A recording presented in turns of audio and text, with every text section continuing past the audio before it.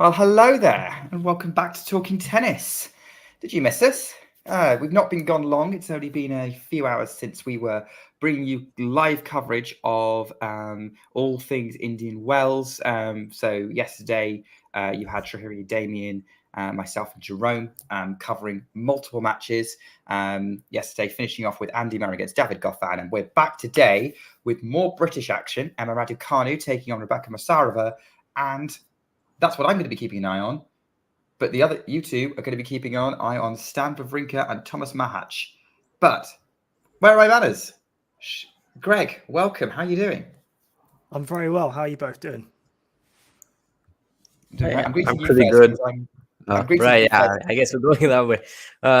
Well, I'm doing good too. Nice to have you on, Greg. I think it's the first time doing a show with you on board. Yep. And pretty excited for today's coverage. Should be pretty good. Yeah. I'm coming to you first, Greg, because Shahiri, I talked to you literally the other day, and I don't need to be polite to you. So you have to put up with this during our podcast recordings for a couple of years. You can, of course. I get the drill by now. Yeah. Tell you what, I am interested to hear from you, Shahiri, though, on your thoughts on how this Wawrinka Machac battle might go. I've been saying that Tomas Machac is one of the players who have been going under the radar. He had a good Australian Open campaign. He comprehensively beat Tiafoe. I think it was the second round, and I think lost to Khachanov, if I'm not mistaken. In Dubai, he lost in the third set tiebreaker to Bublik.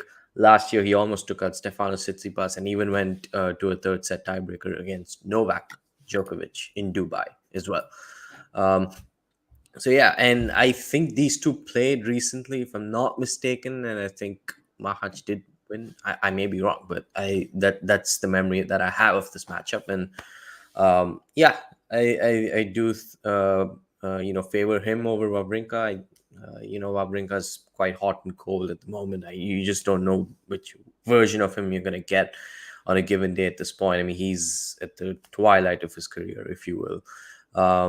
And he did have a decent run last year at Indian Wells, taking out Holger Rune before losing to Yannick Sinner. He played well last year. Who knows? Maybe we are overlooking him as well. But that's what I think of this match. Oh, well, that does not look right at all. Apologies. I think it's going to be. Yeah, you're right. It's an interesting matchup. Obviously, most of our coverage at the minute has been all about Stan versus the field, and versus these young guys coming through. He's been acquitting himself fairly well, and I have noticed there seems to be a lot less retirement talk with him as there is with Andy Murray, or there has been with Andy Murray. Obviously, let's talk about Andy Murray retiring because he's talking like he's going to quit, but Wawrinka's not talking like he's going to quit, and I don't feel like anyone's been talking about Wawrinka like he should quit in the same way as. So I've been talking about Murray. Greg, what are your thoughts on that? Yeah, I thought exactly the same. I mean, Wawrinka's 38? Is it? Am I right in saying that he's a year older than Murray? Yeah. And still not being talked about at all. It was when the whole Murray retiring thing was going on a couple of weeks ago. I definitely thought that was the case, and why no one was talking about Wawrinka doing, and he wasn't doing so well. It's mainly because British media is a bit more cruel than Swiss media. I'm not too sure, but yeah, weird one. Yeah, he's actually turning 39 in exactly 3 weeks. So he's touching 40. Oh wow, okay, yeah. Yeah, that's actually pretty crazy to think about. And going back to the earlier point, they actually did play in Stockholm, and Machac won that pretty comprehensively. It was 6-4 and 6-1. So that should help Machac as well. By the way, those of you who are watching, obviously we've got a fair few people tuning in from across the internet. We are live on Twitter, on YouTube and Twitch. But if anyone wants to kind of get in comments, reply to us on Twitter, X, you can do.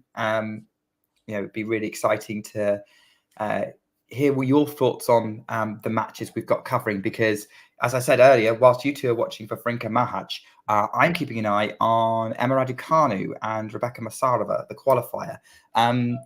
I don't think this is going to be a straightforward match for Raducanu. Let's face it, nothing is at the minute for her. Masarova is a tricky player, and I think will give her a good battle. And I'm not entirely sure that the courts will be quite to Emma's liking, given that she prefers things to be faster. It looks like she's actually won the toss and has chosen to receive. But yeah, yeah. I mean, Greg, where are you on the Raducanu train? Did the hype die for you a long time ago, or are we still holding out hope? No, I'm always holding out hope for Raducanu. Being a British man, I'm always holding out hope for the British, for women and men. So yeah, looking forward to this one. I'm always hoping Raducanu gets back to a US Open winning form. Excellent. That's what I like to hear. I like to hear some optimism about Emma. I don't hear enough. Definitely. Let's face it, I think if that level's there, it can be unlocked again. How frequently it'll be unlocked, we don't know, but it does exist. It is there. I mean, Shrihari, where are you on the Raducanu optimism? Well, for me, I'll have to see at least a few tournaments in succession of her being healthy and playing at a decently high level for me to really say anything, because there's just been too many breaks and too many bumps along her path ever since she won the US Open.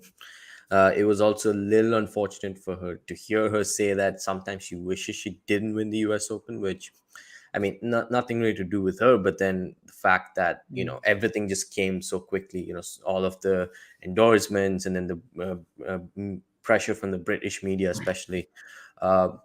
Yeah. And once, and then the scrutiny just got more and more as, she was still trying to find a way to sort of solidify her place, on the WTA tour. She was she just 18 when she won the US Open? 18. Just 18, yeah. So clearly she still had some figuring out to do. Then came the injury. So just a lot has happened for her. And it would be good for tennis if, she gets healthy and she starts playing at a high level, because the WTA tour has a very good depth of players, especially the next gen, so to speak. You have multiple slam champions, in that age group. So yeah, that's where I stand right now. I think people should sort of lay off her in terms of criticizing her, putting too much scrutiny, because we just know what the circumstances have been, and yeah, it hasn't been nice to see as well, for her to face all of that. So no, it hasn't. You are absolutely right. I think, and I agree with everything that you said, Shrihari. I think what's interesting you're saying is like you'd like to see some kind of consistency and a consistently healthy period. And I think I was saying something very similar about Jack Draper on yesterday's stream. Yeah. Hi, Ashley. And I was like thinking, actually, is Emma Raducanu's career kind of like what would have happened if Draper suddenly won the US Open at 18? I think it's highly unlikely given the field he would have had to beat. But just this hypothetical scenario where he could have... How old's Draper now? 21? 21, yeah. So he would have had to have won it 3 years ago. Yeah, around the same, yeah. About the Novak, the year Novak was going for the Grand Slam, but Novak and Daniel were just too good that year for it to be realistic. But hypothetically, I think, would we be looking on Jack Draper in the same way if he'd done something similar? If he had, yeah, but it's hard to really imagine that. Wait, was this question posed to Greg? Either of you? I mean, obviously you've jumped in. Okay, Greg, I didn't want to jump in. You can jump in if you want. You go ahead. Right, I'm sorry. Anyway, yeah, right, I just right. So what I wanted to say was that it was just hard for me to imagine that, because Raducanu, those 2 weeks she played like a Grand Slam champion and she won it, right? I think she didn't drop a set from qualies to the end of the tournament. Yeah, yep. And it's not like she had a cakewalk. She had Bencic in the quarters who beat Swiatek. She had Sakkari in the semis. She had Leylah in the final. I mean, Leylah had that giant killing run, beating multiple slam champions and top 10 players. So Yeah, I mean, she played on a really high level. There's nothing you can't deny that. As much as there are people who want to say, okay, she's a one-time slam wonder, or a one slam wonder, or anything, or she fluked the slam, whatever they want to say. Not that I agree with it.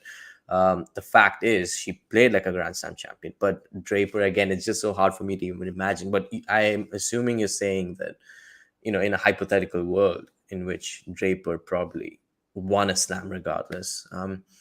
Yeah, I don't know. I still haven't seen anything yet from Draper that probably has convinced me that he's going to be going deep in slams. So I'll have to wait for that. Greg, do you want to come in on that? I mean, like, as a British person, obviously, again, you mentioned the British media earlier. I feel like he'd end up having a similar experience.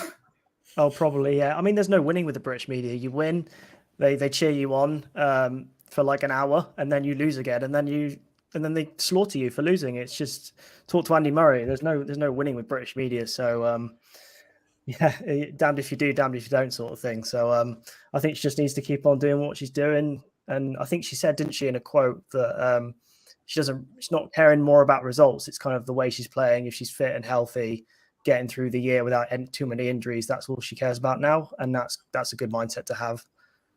Definitely. Yeah, for sure. Well, she's had a good start actually against Masarova. She's already got a break up, and she's already up in her service game. And yeah, at the minute looking very positive, wearing the sort of pink Nike dress that Andreeva was wearing yesterday. I don't know what it is about the matches I seem to be picking at the minute, but there you go. That everyone seems to be picking the sort of same outfit. Interestingly, Masarova is wearing that sort of blue Asics number that a few people wearing the US Open 2021, sort of like Swiatek. I remember her wearing something like that. But for those who care or want to have sort of a nice picture of how people are looking. But yeah, at the minute, Masarova overhitting a ball there, and that's what's brought Raducanu to fully love. What is happening in the Wawrinka Machac match? Give us an update, Shrihari. Yeah, Machac is serving 30-15. In the second game of the match, Wawrinka held to begin the match. So it's 1-0 Wawrinka, and then Machac is serving 30-15. Okay. And we can already see some good use of tactics from Machac approaching the net, cutting off rallies and using the drop shot. Yeah, he knows how to play this match, considering Wawrinka's current conditioning and where he is at the moment. Okay. Interesting. Okay, so at the minute he's just held for 1-0. Okay, he's just trying to rush things a bit. Okay, that's interesting. By the way, for those who may be interested in other matches happening, Stadium 3, Lorenzo Sonego and Miomir Kecmanovic are playing each other. Katerina Siniakova is already a breakdown to greet Minen on Stadium 4. Magdalena Freck is also down to love to Bronzetti on Stadium 6. Going with serve between Kessler and Paritzas Diaz. Vukic has got a break 3-love again ahead of the qualifier Mokizuki. And Wong and Burrell are underway. We've also got a couple of doubles matches with Melika Martinez and Ellen Perez, already a double break up on Noshkova and Vondrushova. Meanwhile, it's literally just gone underway between Higsport and Herkach against Dodik and Krajcek, and you are up to date as Masarova's trying to sort of get herself on the board in this match, albeit it's the first couple of games. So we'll see how that one goes. Obviously, we're not getting as obviously we've been chatting a little bit about Raducanu's performance at the minute. Greg, what did you make of? Did you see Andy Murray's performance last night? I did. Yeah, it was brilliant. Yeah, he did all right against a guy who he'd done very well against. I don't think he's lost a set in all the matches they played. I think they played like 8 matches against each other. He's won all 8, won all how many sets they ever play. So that's really good. He just looked very, very solid. Served brilliantly, defended very well as usual. Return game especially was pretty good when he was breaking. And he didn't really get angry with himself too much, which is kind of like, because in Qatar and Dubai, he got very angry with himself multiple times. And in that match, he didn't really sort of get angry, shout at himself too much. shout out his box that much. Just sort of played his game and played to win. So I really enjoyed it. Yeah, it was definitely a much more positive performance from Murray. Maybe the shackles are off now. It's starting to be a bit more open. I mean, how optimistic are we about his chances against Andrei Rublev? Well, I'd love to be optimistic, but Rublev's number 5 in the world, so I'm not overly hopeful. But I just want to see him put in a good performance. If he can take a set or do very well in a straight set loss, I'll be happy with that. To be fair. Srihari, I'm going to put this question to you because I already think A, you'll have seen this tweet, and B, like, you will probably know this answer anyway.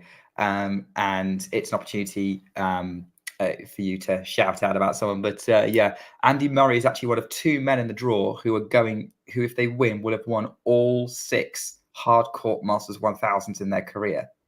Who's the other one? Of course, it's a certain Daniil Medvedev.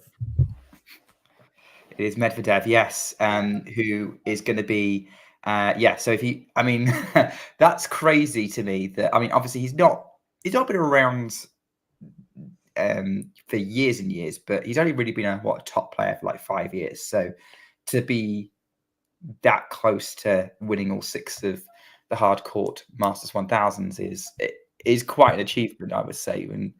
And do you think he, like, maybe not necessarily this year, do you see him eventually doing that? I would like to.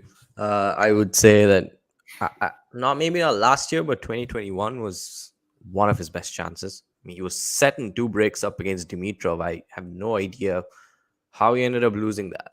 And considering what happened that tournament, we had Basilashvili and Nori in the final. So no offense to both, but I mean, that was a huge chance. And I think all of the seeds just, tumble. They just come after Laver Cup and the US Open. So it's understandable to some extent.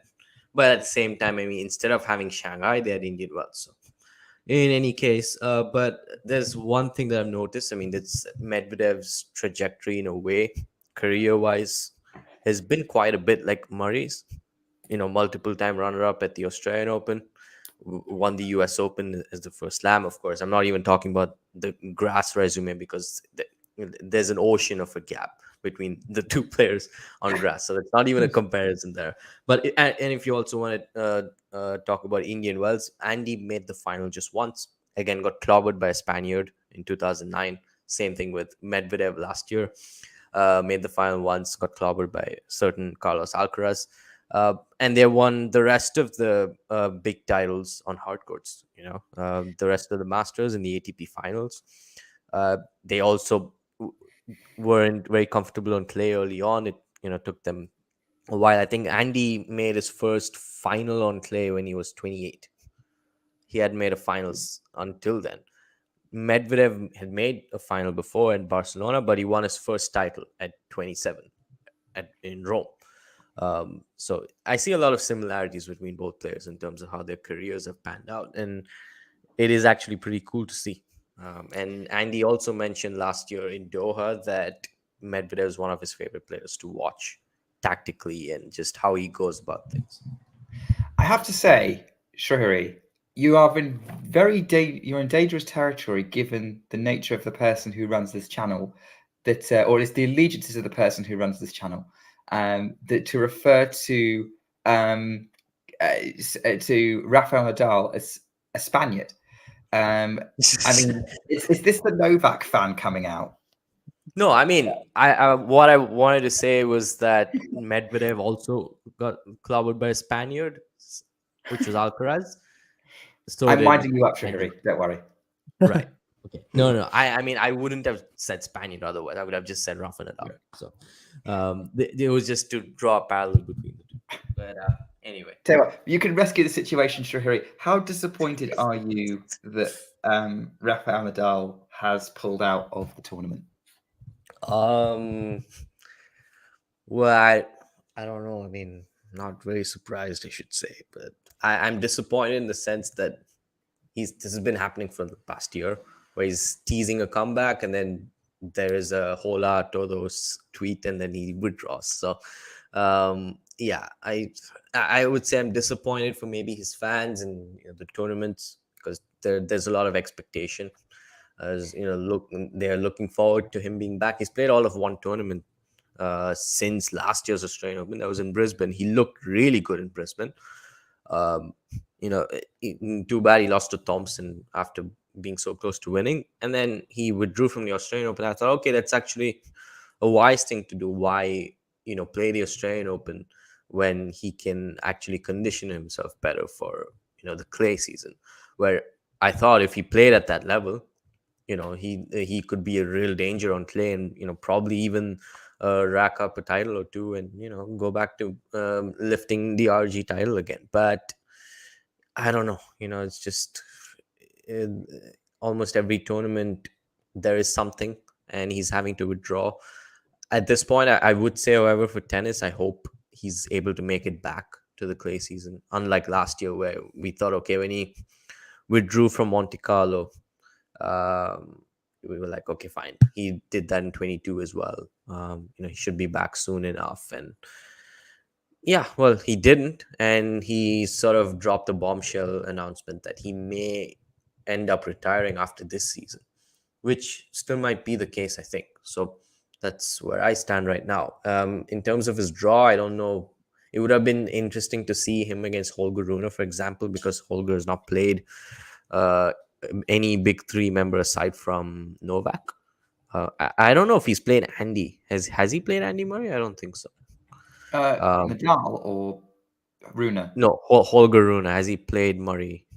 I don't recall it. So I think amongst all of the big four, he's only played Novak. So I would have been interested to see how that matchup would have been.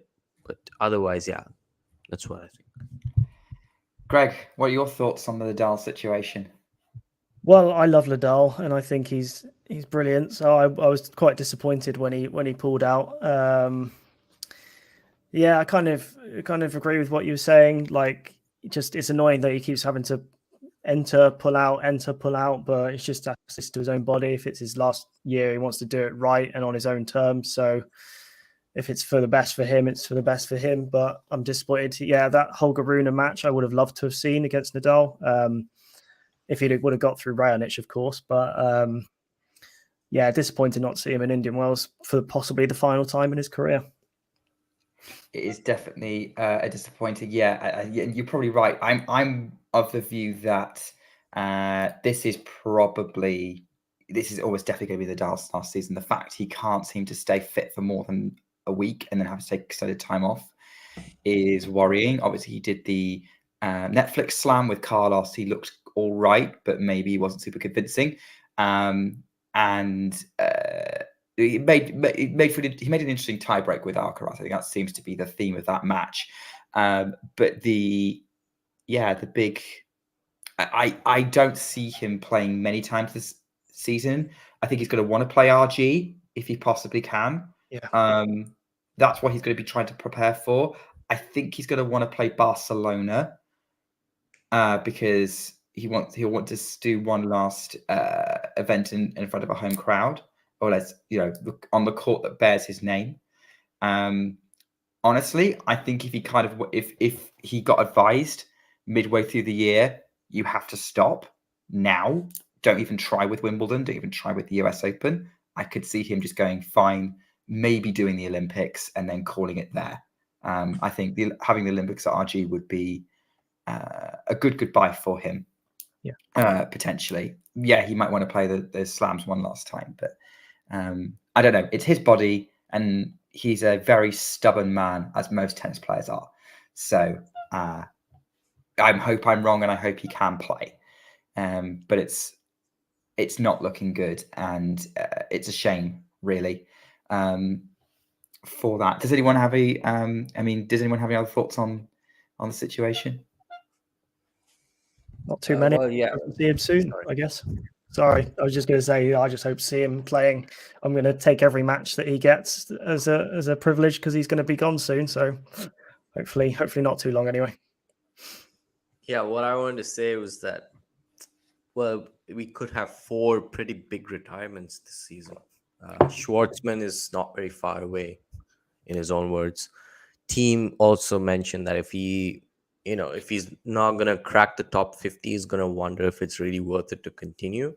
which means obviously that retirement could be imminent for him as well. Andy all but confirmed it. Nadal, it looks like it.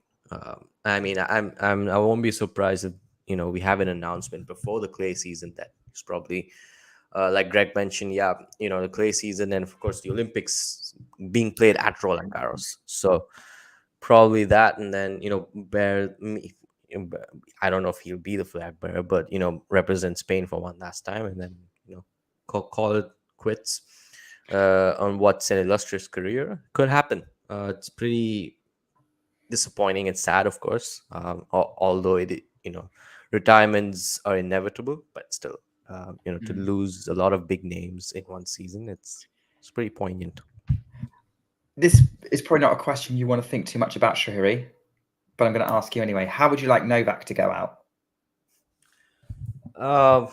He's nowhere near it now. He's nowhere near it now. This is not what I'm suggesting, by the way, for any Novak fans jump on. But how I would like for him to go out was, me personally, I don't want to see another 2017 to 18. But it seems like with going by what Novak has said,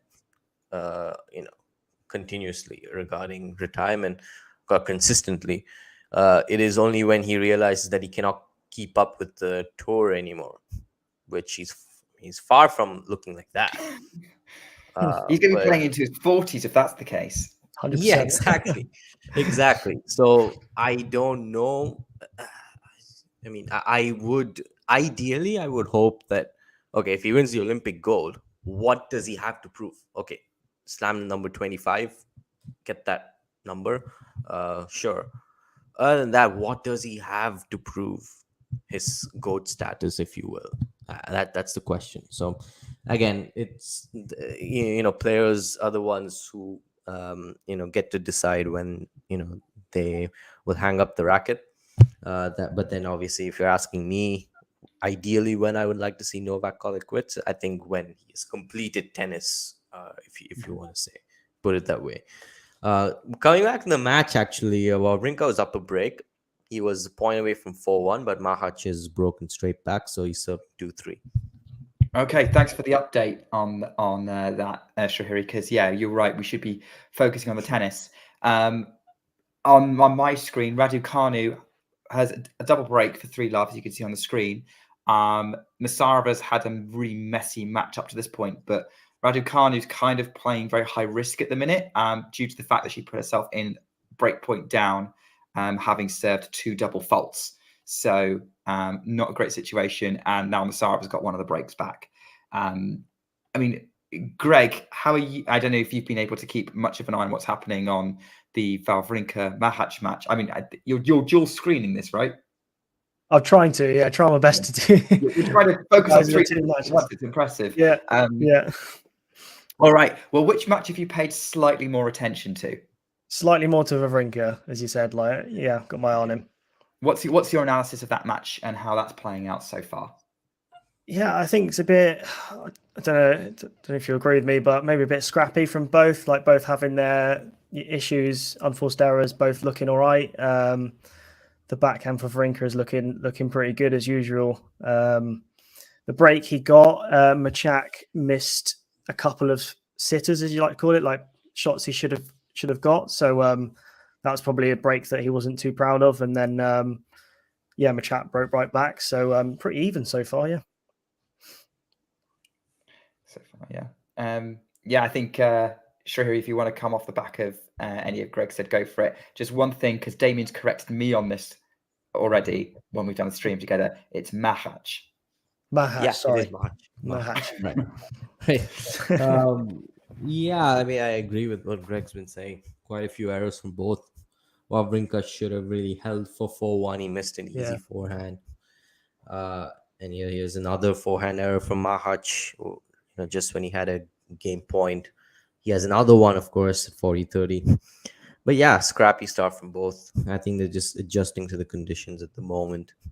Interestingly, Andy said yesterday that the court's much faster this year. I don't know how much of that has to do with Medvedev ranting throughout the tournament last year. But But that would be interesting. But then again, it did, the residue from the balls did not look very good from the practice. So the surface itself is, I don't know. I mean, it's an interesting one. But the court is playing faster, which, for those who prefer thrive on these conditions, they play a quick game and they rely on the serve. I think it's good news for them. Here's a question then, and either of you can answer this. Whoever's quickest off the buzzer. Do you reckon that there is a trend towards speeding up tennis courts again? Because we've had a phase where they've been slowing them down, particularly the 2000s, and kind of keeping it stable through the 2010s. But with kind of the advent of Turin being really fast and US Open speeding things up, and now we're saying Indian Wells is quicker. Is it possibility, like, not necessarily like everything's going to move to being super fast now, but is there a possibility that maybe we're seeing a trend for sort of hard court tournaments where they can control the speed a bit more, going for just speeding things up a little bit? Greg, you can take this. I mean, yeah, I'm not an expert on like court speeds and seeing the different speeds of the courts, but are they trying to make it fast because it's becoming more of a popular sport, spectator sports? They're trying to make it more exciting. Is that a reason why they'd be doing that? But I think, I guess it just plays into people's strengths and weaknesses, doesn't it? I don't really have too much of a grasp on sort of court speeds. That's fair. I probably would have said exactly the same thing on a stream like this a couple of years ago, and actually, to be honest, I'd probably say something similar. But yeah, okay, Srihari, do you want to go on this one? Yeah, so I think we had the transition from more serve and volley and court craft in the 90s to early 2000s, and then during the 2000s to 2010s, we had more baseline rallies and shifting towards more of a power-centric game. Courts start to be slowed down, throughout the tour, really. Obviously, people want to talk about Wimbledon, but I think they reduced the speed at Wimbledon in the early 2000s itself. I mean, before Federer won his first title, is what I'm hearing. So it really didn't affect him or any other player from that crop of players. But now it seems like we have a balance of both, where we have a power centric game, racket technology changing to aid that. You have the likes of Alcaraz, Sinner, Rune, who are so powerful from the baseline. They hit they hit the ball with so much topspin, and faster courts. So I guess it's sort of a balance of both.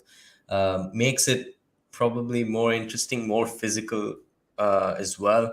But yeah, I guess it's physical, but at the same time, it doesn't drain you so much because the court is not, dead slow that you have to really hit through the other player, or you have to work really hard to hit through the other player. So, and I guess also has to do with the fact that they want to bring in more younger fans, if you will. I mean, a lot of tennis fans aren't, compared to other sports, I don't think they're as young on average. So yeah, I guess this is a way to draw more crowds, because people, as time evolves, we don't really have the patience to sit through long rallies or any of that. So that's what I think. I may be wrong. I mean, I don't know. This is going to be your own personal view, Srihari, but which do you prefer to watch in terms of speeds? Do you prefer a faster court or a slower court to watch? I would say faster, just because it makes it a lot more interesting. On slow courts, a service break doesn't mean much, especially on clay. I mean, someone breaks serve, they're probably gonna surrender it right after. You're always thinking that, but yeah, on a faster court, and where rallies are a lot quicker and a lot more intense, if you will, and players have to how do you call it? Find different ways to construct points. I think that's a lot more interesting for me than, of course, slower. Obviously, slower hard court is different from a clay court because the surface is still different. The ball behaves differently on both surfaces. But yeah, I actually do. It's not like I don't like clay court tennis, but this is the fact that there's just so many breaks of serve during a match on average on clay. That's not something I really like you said, it's a personal preference, and that's not something I really enjoy. I'm with you. I'm kind of divided. I'm mostly prefer watching a long rally on a fast court. As by the way, sorry, I have to drop myself mid-flow because Raducanu has just won a point with a wonderful lob to get herself to 40-15 on my screen, trying to maintain this break advantage. But yeah, I prefer watching a longer rally on a faster court because there's the element of improvisation. The players are reacting quicker. That it just looks a little bit more dynamic. I have a massive admiration for people who play on clay. There is something. There's definitely something about seeing who trying to sort of work a point and break down the opponent rather than trying to hit through them on a clay court or a slower hard, but clay court more than a hard court. But that's kind of where I'm at. Having said that, of course, I'm an Iga Swiatek fan, and so the slower the surface, the better her chances of winning. So on the other hand, I can't. It's a win-win situation for me. But yeah, I mean, Greg, I know you're not necessarily super expert on kind of surface speeds, but I think like me, you probably would have grown up on Wimbledon and seeing kind of grass court tennis. So, I mean, what was your discovery of clay like? Oh yeah, I enjoyed clay. It was probably just Rafa Nadal at Roland Garros, wasn't it? Probably that's probably my first introduction to clay court tennis, and that was the best there's ever been. So yeah, no, I enjoy the clay courts. It's very exciting, especially long rallies. The sliding element of it.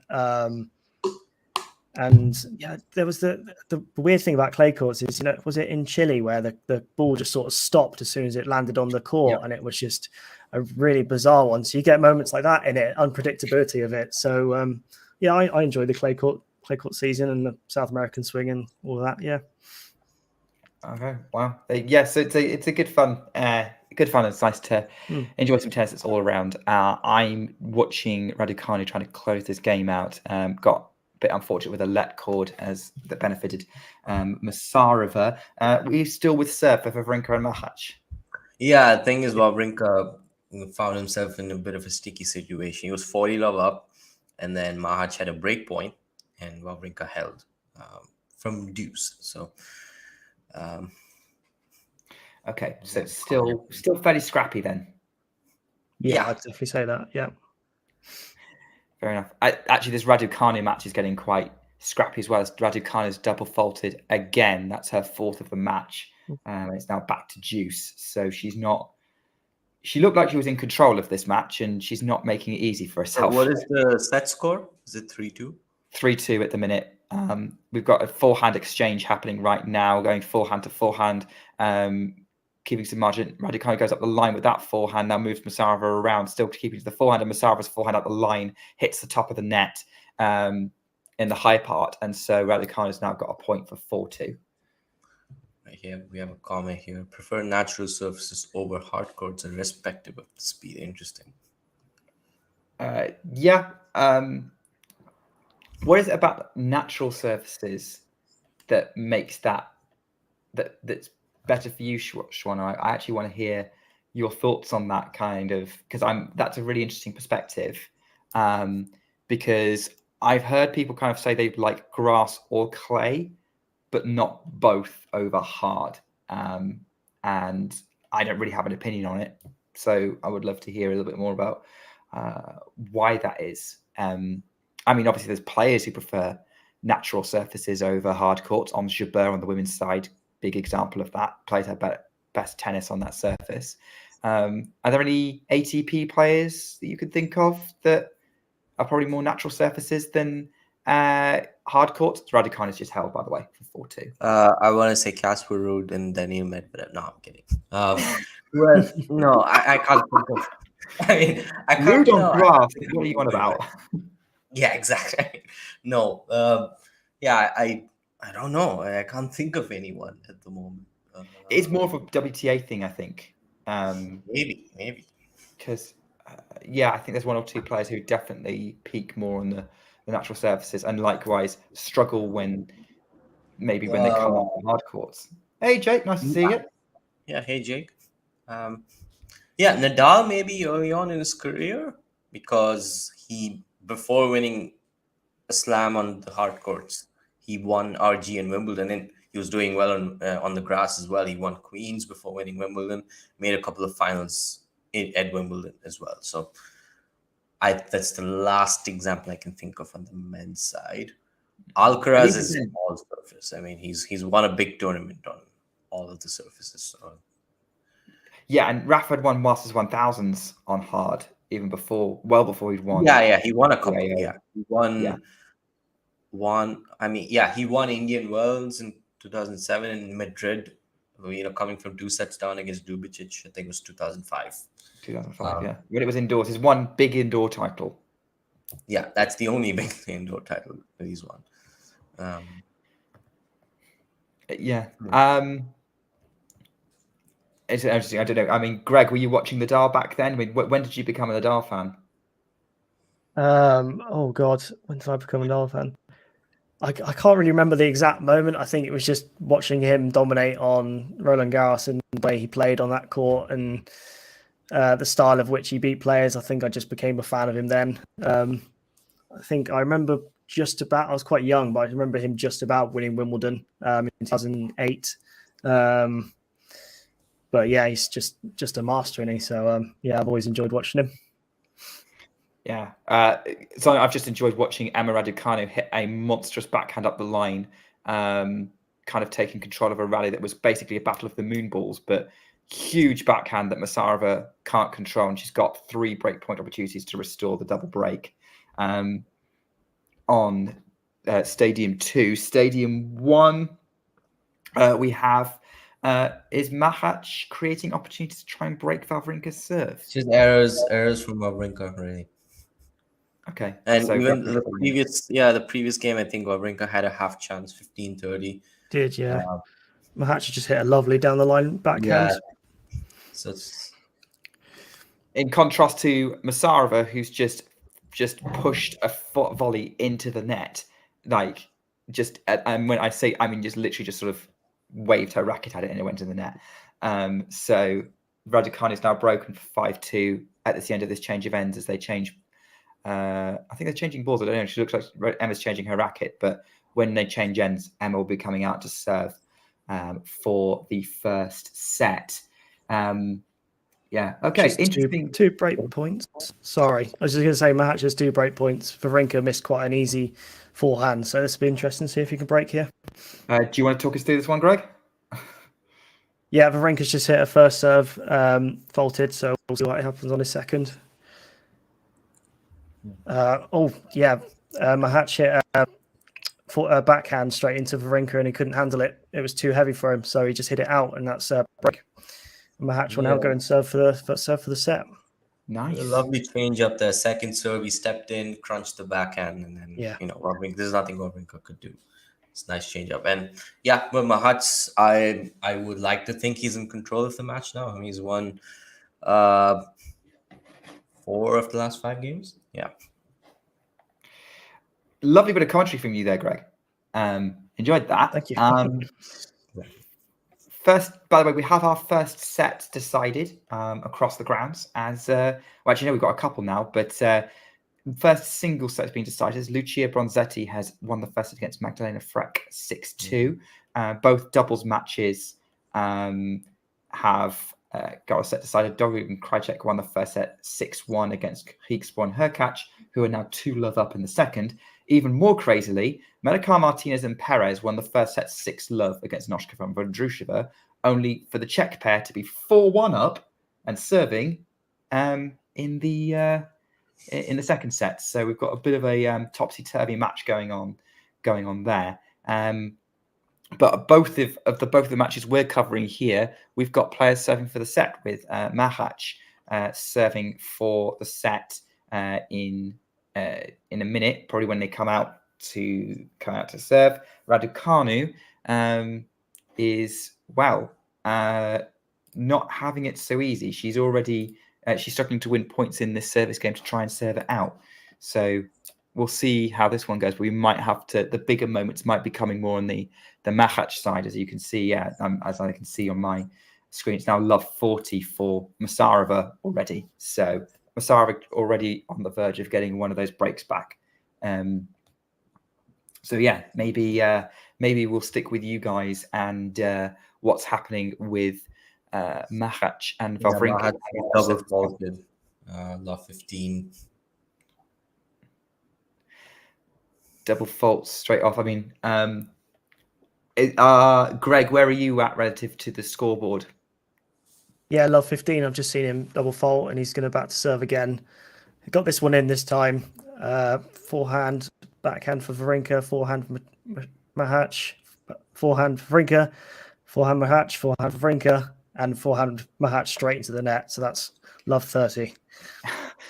And both of the players that we're watching, both of the deciding games that we're watching, the players trying to serve it out are down in their service games. And a bit nervous, yeah. Absolutely. Things getting a little bit tight on both the two big stadiums. Wawrinka just missed the chip return, so it's 15-30. Huge. We have to have a discussion about a conversation about Mahac's shorts. Like, how short are they? I'm not sure he'd get them any shorter if he tried. Okay, exactly. I mean, Holger Rune has competition, I would say. Yes, very much so. Yeah. Oh, that was a lovely backhand from Wawrinka. Yeah, I mean, you would expect that from Stan. Yeah, I mean, that was a good approach shot from Machac, but he was scrambling at the net, didn't really know what to do once Wawrinka got that backhand. So there are 2 break points.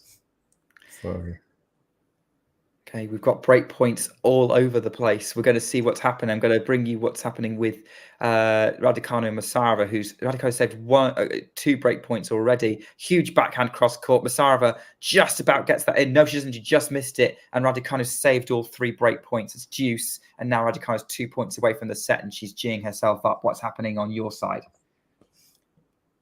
Yeah, well, Wawrinka's just missed a forehand, so he has another break point, 30-40.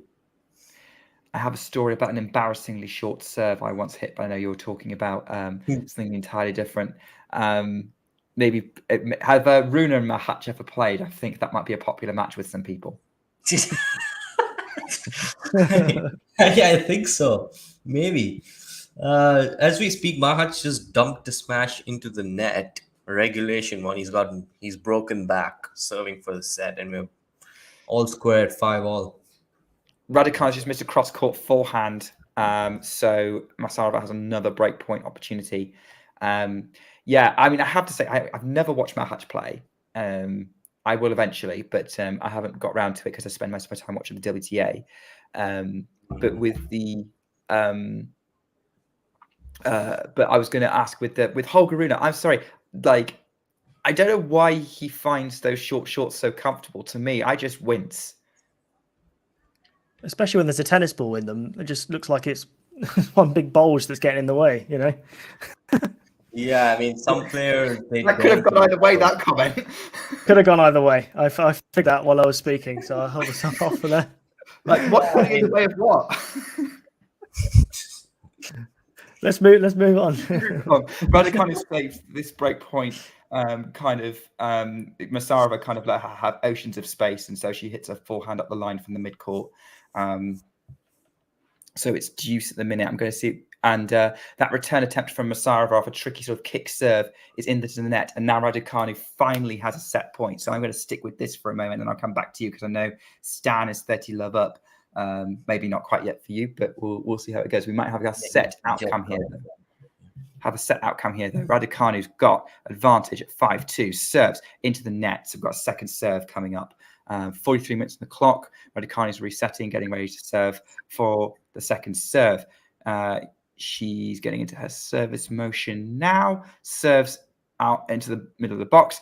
Masarova overhits the return. It's almost by Raducanu's feet. She has to get out the way of the return, but it's out, and Raducanu wins the set 6-2. And Wawrinka looks like he's just about to hold serve on your side. Yeah. I mean, we'll see. Right. Yeah, we're waiting for. Okay. Yeah. I mean, I have an eye on the scoreboard, but then my stream was a bit behind.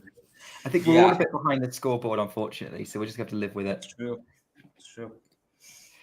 By the way, each one of us, is a fan of the other big three member, if you will. I mean, we have a Federer fan, we have a Djokovic fan, we have a Nadal fan here. It's all about the balance. It's like the. Do you remember the original lineup of the Popcorn Tennis podcast, Rahiri, where we had that? Exactly. Yeah. I mean, it still is in a way the lineup. We have you, me, and Jethro. Again, across the board, we have representation of all of the big three. Maybe I don't know if you're much of an Andy Murray fan. If you are, then we have all of the big four covered. I'm very much an Andy Murray fan. Very much. Mm-hmm. I think for me, it was always Roger 1, Andy 2. I don't know which way around it would be for you, Greg, with Rafa and Andy. It was always Murray 1, Nadal 2. Yeah. But we're more or less covered, I think. I think all three of us love Andy, and enjoy watching him play. I think. Yeah, I mean, there was a phase when I don't know if I loved Andy because he was more of a rival to Novak than Rafa and Roger, just because of when both of them hit their respective primes and they were contesting for Grand Slams and Masters titles more often than Murray did with the other two. So there was that in 2012, 2013, 2016. 2015, they had a rivalry, I guess, but Murray was just mostly getting battered by Novak the whole year. 16, the Canada final. Yeah, the Canada final, exactly. And of course, 2012 was really interesting because Murray he had match points in 5 match points was in Shanghai, and the head-to-head would have been 8-8. Yeah, that hurt, that one. Yeah, because I mean, there was also the match at the ATP Finals in 2012. Underrated match, nobody talks about it. Novak won 7-5 in the third. That rivalry was catching some fire until Murray had to undergo surgery for his back, I think, or hip. Yeah, it was that. His back in 2013.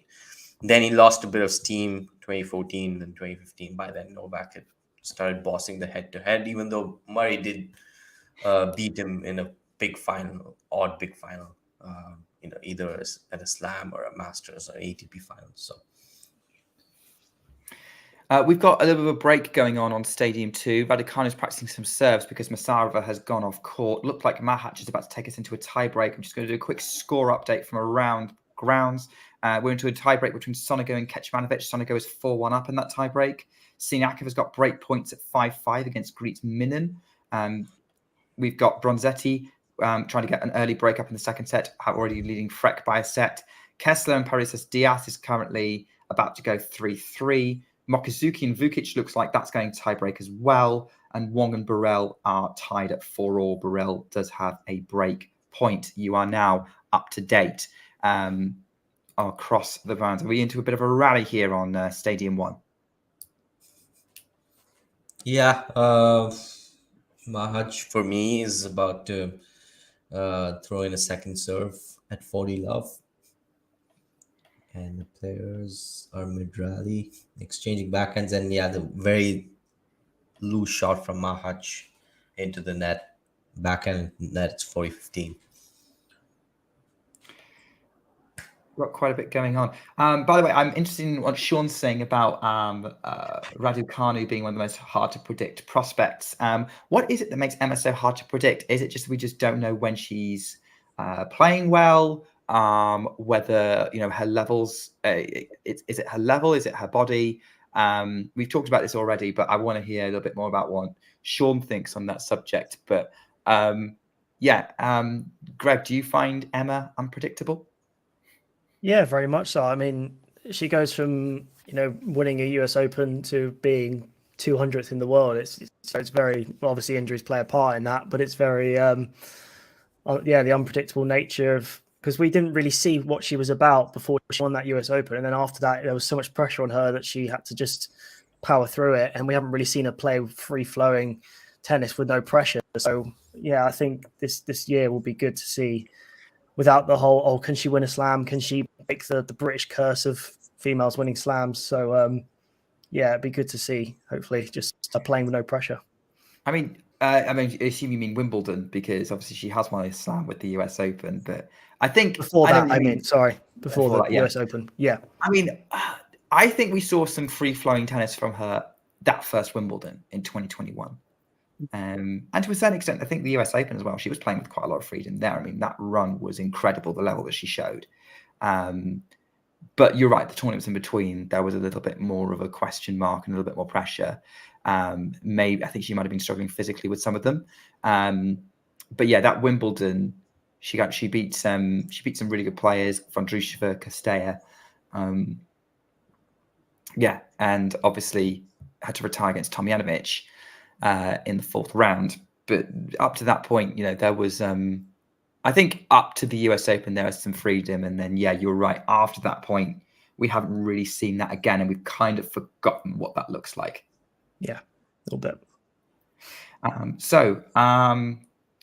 Greg, tiebreak. I think we should focus on your match for a bit.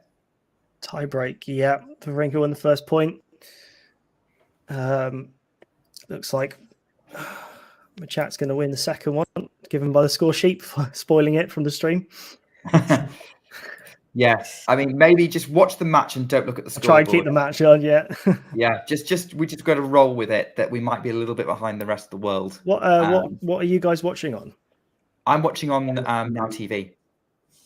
Yeah, same. What do you think of the tiebreak? The circles thing that's on there. What do you guys think of that? That's an ATP only score. I haven't actually seen that for WTA one. Yeah, that's on the ATP stream alone. That's what the scoreboard looks like on Tennis TV. So yeah, it is. Damien mentioned it yesterday. It's adopted from the tiebreak tens format, if you will. I don't know what purpose it serves. I mean, I know people can read numbers, or is it to show? No, I think it is to show the progress in momentum. Who won which points during the tiebreaker. Say, for example, we had the Federer and Roddick tiebreaker from the 2009 Wimbledon final. I think Roddick was 6-2 up in the second set breaker.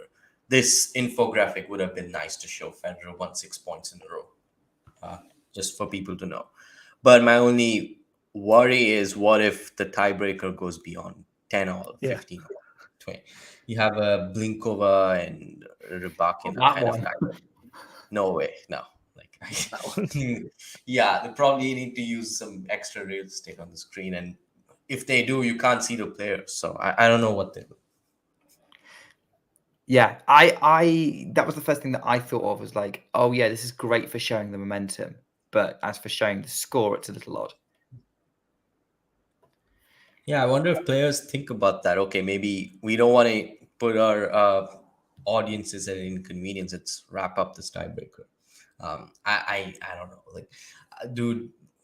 Yeah, are they even thinking of that? No clue. I know that players watch other matches, obviously, while working out or eating food or whatever. I think it depends on the player. I think there are players out there who do watch. I mean, some of them are very open about it. I mean, some of them don't. Iga Swiatek only used to watch Rafa matches.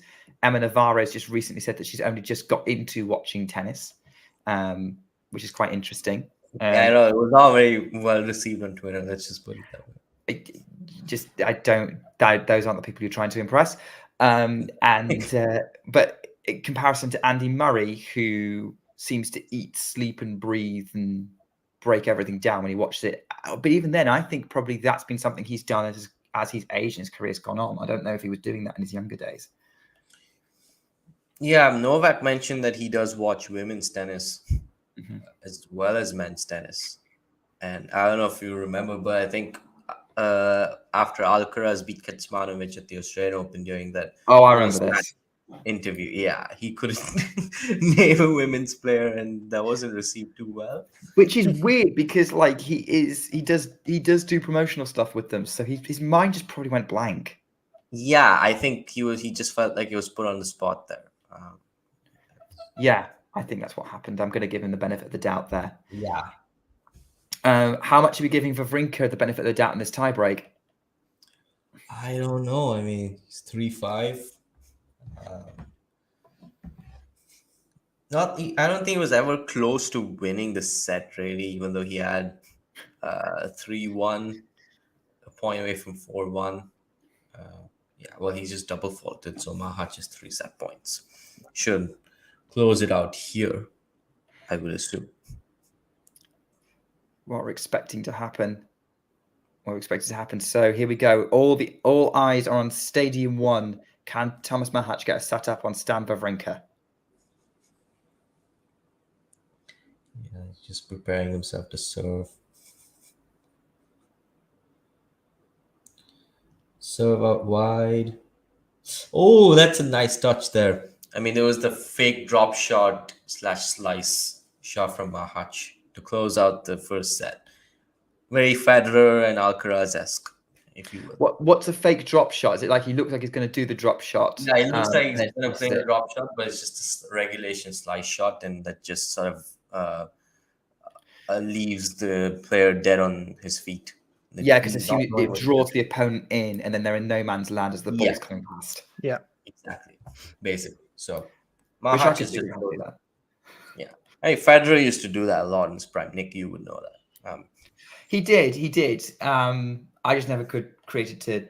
I remember it was Cincinnati 2015 against Murray. He was just toying with him. I felt bad for Andy because he did that, and Murray was like scrambling, and he almost tripped over when that happened. Federer seemed to own Murray for that period because he also just outplayed him in that Wimbledon semi-final. I mean, after that Australian Open semis, after that semis which Murray won in 2013 against Federer, that was his only win at a slam against Federer, which was, I mean, I always found that head-to-head really interesting because Murray owned that matchup for a long time, but Federer was the one who was winning the slam matches. Then, of course, 2014, they played that 4-setter at the Australian Open, and Federer never lost a set to him since. Little bit of an update here. Raducanu got the break in the opening game of this second set, but now, again, more double faults have come. She's hit 6 double faults this match across sort of 10 games.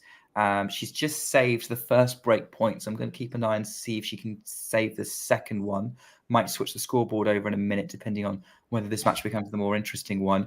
We'll see. But with Raducanu, first serve into the net, trying to go out wide on the serve. So Masarova's resetting, getting ready to receive this second serve from Raducanu, who goes body serve, middle of the box, to be honest. Forehand cross court, forehand Masarova really short, backhand Raducanu thinks about coming in, thinks better of it, goes cross court with the forehand. Masarova tries to slide, pushing the forehand up the line, but the forehand goes to the tram lines, and a second break point saved by Emma Raducanu. Yeah, I mean, Greg, thoughts on what? I mean, I appreciate you paying more attention to the Wawrinka Machac match, but what have you thought of what you've managed to catch glimpses of from this Raducanu Masarova match? Mainly from what you've been saying, like double faulting a lot. Seems to be breaking quite easily though, despite that, which is good signs. But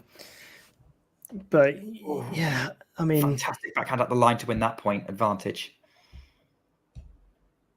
Just seems like she's slowly warming into the game very much so, and managing to save break points, which is good sign for the rest of the match. Really, it does seem to me that Masarova's the more inconsistent player. Raducanu's playing better in the big moments, but she's not playing well enough to stamp her authority completely in this match.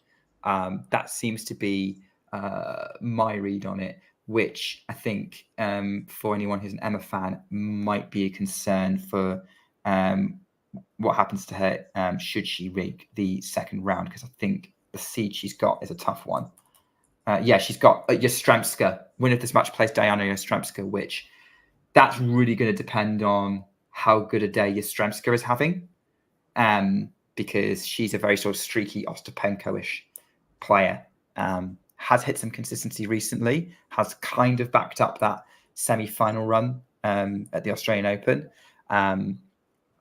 We're not quite there. Interestingly, I think Sabalenka fans might be looking over their shoulders a bit, because if Yastremska comes through her opening match, whether it's against Raducanu or Masarova, Yastremska has a 3-love head-to-head against Sabalenka. One of those unexpected head-to-heads. I mean, there's also Vekic who's 6'2" against her. Yes, make it make sense. What is going on there? I mean, when I went to the Dubai Open, obviously, waiting for that press time. I watched that match as well. I got to the stadium when Sabalenka was 7-6, 2-love up, had a break point for 3-love, and she won just one game since. I was so shocked. I'm like, what is going on? And Sabalenka, interestingly enough, that is when I also learned that, okay, Vekic was 5-2 against her at that point. But Sabalenka had beaten her at the Australian Open last year. But then at the press conference, Sabalenka said, yeah, I am aware of the head-to-head, but she's not really a tricky matchup for me. There's nothing she particularly does that troubles me. It was more to do with me.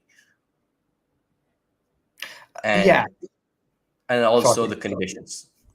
That she said that it had more to do with her just not feeling comfortable at all in Dubai, which again, Louise mentioned yesterday how interesting and strange it is, considering how she thrives on the faster courts.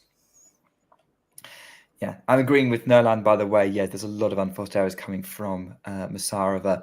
I think, okay, here's the match that here's the one that here's a question I've posed before.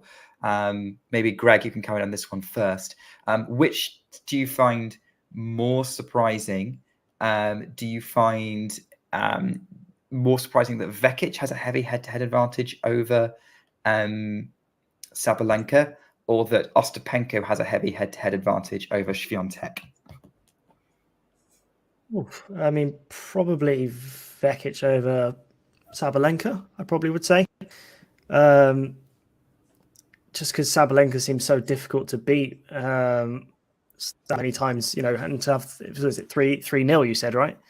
Yeah, well, that's Yastremska. So Vekic is 6'2", but yeah, we can throw the Vekic, we can throw the Yastremska rivalry in there as well. Sorry, I thought that's the one you meant actually. But no, they're both. No, you can say either. Like Yastremska being up on Sabalenka probably might be more surprising than both of those matchups. Yeah.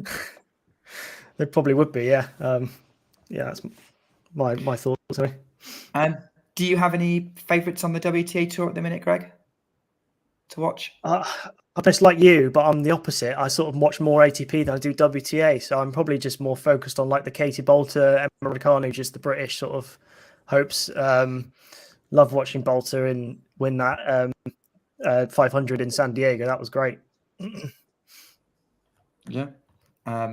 There's some good matches out there, but you're not the only one who does that. I think I've been slowly winning round the people I do podcasts with. I'm definitely trying to get more WTA, but the ATP is a lot. It's also a lot more accessible, right? Because they've got a lot more in the WTA don't. Yeah.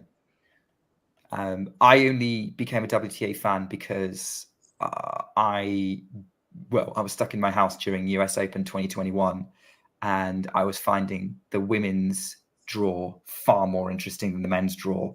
Yeah, just there was a banger match every single day, whereas the men's draw took a while to warm up, and of course everything was about Djokovic trying to get the Grand Slam and Medvedev, what he could do. and it was really only on one or two players. Whereas the women's draw, it was just everything, everywhere, all at once. I do love that about the women's draw. Is like anyone can beat anyone really, and anyone can win a Grand Slam at any point really. So it was quite nice not to watch that dominance of 3 people for a while. To be fair, on the WTA tour. Although, do you think it's kind of moving away from that at the moment on the WTA tour? What the more towards some consistent players at the top? Yeah, like Swiatek and Sabalenka, Rebeka are in there as well. Definitely, yeah. I think it is moving slightly towards that, just given, especially Swiatek's dominance. It's ridiculous at the moment. Although it's I mean, obviously we think about Swiatek and dominance based on that first half of 2022, but then has she been that dominant since really? It's mostly to do with the rise of Sabalenka, Rebeka, maybe. Yeah. And I always like to throw Goff in the mix. Yeah. Oh yeah, definitely. Yeah, she showed it when she won the US Open. So, she's still ridiculously young, isn't she? Still what? She's 19. Yeah, 19. Yeah, ridiculous. I think she's about to. Look, I'll say one thing. She's 5 days or so away from turning 20, and to already have a 1-9 head-to-head against Swiatek, that's rough. That's rough. Like, I mean, I'm not saying she's not gonna turn it around at some point at all, but she could maybe get a few wins to narrow the gap a bit. But yeah, I mean, there was only one match in which she won a set. That was the only match she won. Cincinnati, I think. Was it the quarters or semis? I don't remember. Semis. Right, semis. Yeah, and again, I don't think Iga was. She was having a rough patch right after winning Roland Garros. I mean, Wimbledon. Okay, I think she mostly would be happy with her showing there. Quarterfinals, that was never really comfortable on the grass. But she would have been disappointed with her US Open Series performances. But then she got it together, won Beijing and won the WTA finals, and then won Doha, I think, this year. Yeah. So and Dubai, she out of all of the losses she's taken and that I've seen her take, I think she took this one probably the best, because she was like, okay, yeah, well, I don't think I played really well. It is what it is. And you could see, and she also almost said it, but she took solace in the fact that she was the only seed left at that point. So it did open up for her a bit, but yeah, that she kind of ran out of gas. Really, yeah. I mean, she said that it was like, look, other players had it worse, so I'm not, stressing too much on it. That was her sort of attitude in that press conference. By the way, I think we've got some developments going on. So more unforced errors from Masarova means Raducanu is now 3-love up with a double break in the second set, looking well on her way to a battle with the 2023 Australian Open semi-finalist Diana Ostrowska. I believe Stan Wawrinka is up a break, right? Yeah, he is. I mean, yep. I was going to mention it at some point, but... Yeah. Yeah. Well, how did that happen? Like, I don't know how much you were paying attention, but like, did Machac's level drop a bit? Did Wawrinka just decide, I can't believe you just beat me in a tiebreak? And I don't know, but it's so hard for me to analyze what's going on in this match. Really, I mean, you have errors from both players, some genius play from both, but yeah. Regulation errors for sure from Machac, and Stan he's not going away, which is, I guess, nice to see. Usually you would expect him to probably fade away after, he was close in the opening set, lost it, but no, he's still going toe to toe with Machac, and we'll have to see. It's still early days in the set. And here's one thing I found interesting, like when people say, getting the early break is so important. I would much prefer if a player gets a break towards the end of his set than at the very beginning. That's just me. Well, as a player, you'd prefer to break later than... I would. Or if I'm supporting somebody, if I want somebody to win, I'm like, okay, it would be nice to see them get the early break, but It would mean more if they broke towards the end, because the early break and you consolidated, fine. But it is, again, it's a bigger test on the player if they can keep up that level and momentum throughout the set, as opposed to you play a really good return game towards the end, and then you're well on your way to sealing it because the momentum is very much on your side. It's just a couple of holes or whatever for you to take the set.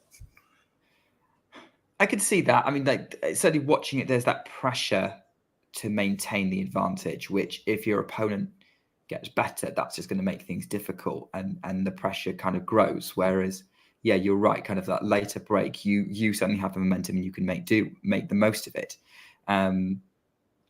Great. By the way, Emma's just moving Masarova around with her forehand and doing a really great job of that, making it 15 all. Rescuing situation after a double fault. Greg, are you much of a player? Do you have a preference for how early you break in a match? I don't play that often, but I would probably prefer to break later on. I probably agree with what you're saying.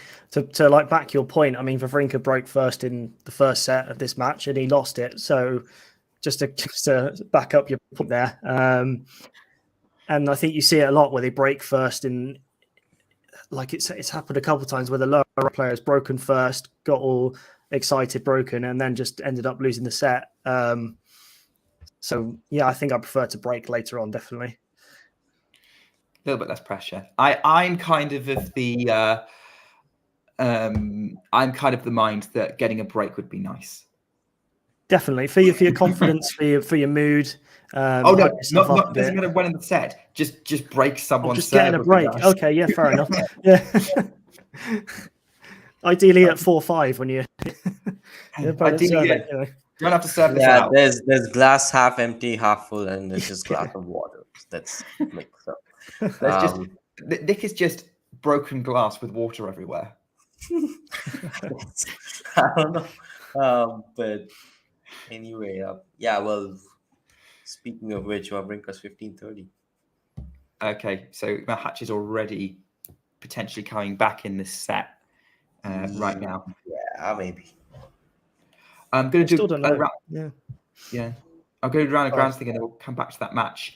So we've got Sonego is a set and a break up on Kecmanovic. He dominated that tie break. Siniakov is 7-5 up. Won the first at 7-5. Min is now 2-1 up with a break in the second. Bronzetti and Freck is going with 7, the second with Bronzetti leading by a set. Vukic got the first set of a tie break against Mokizuki, but Mokizuki has the break in the second. So a lot of topsy-turvy matches going on. And Wong got the first set against Burrell, 6-4. And you are now all up to date across the grounds with first match result being Medvedev Martinez beating and Ellen Perez beating Moshka von Trusova 10-5 in a deciding set tiebreak. What is happening? Has Wawrinka rescued the situation? Machac has just pushed the forehand long, so it's game point for Stan to hold for 3-1. By the way, I'm surprised we're not getting any more angry comments from users saying you're not streaming the matches is useless. Probably because they're kind of used to us doing that. I guess not doing that. Machac just framed that return, bounced near him, and it's game over.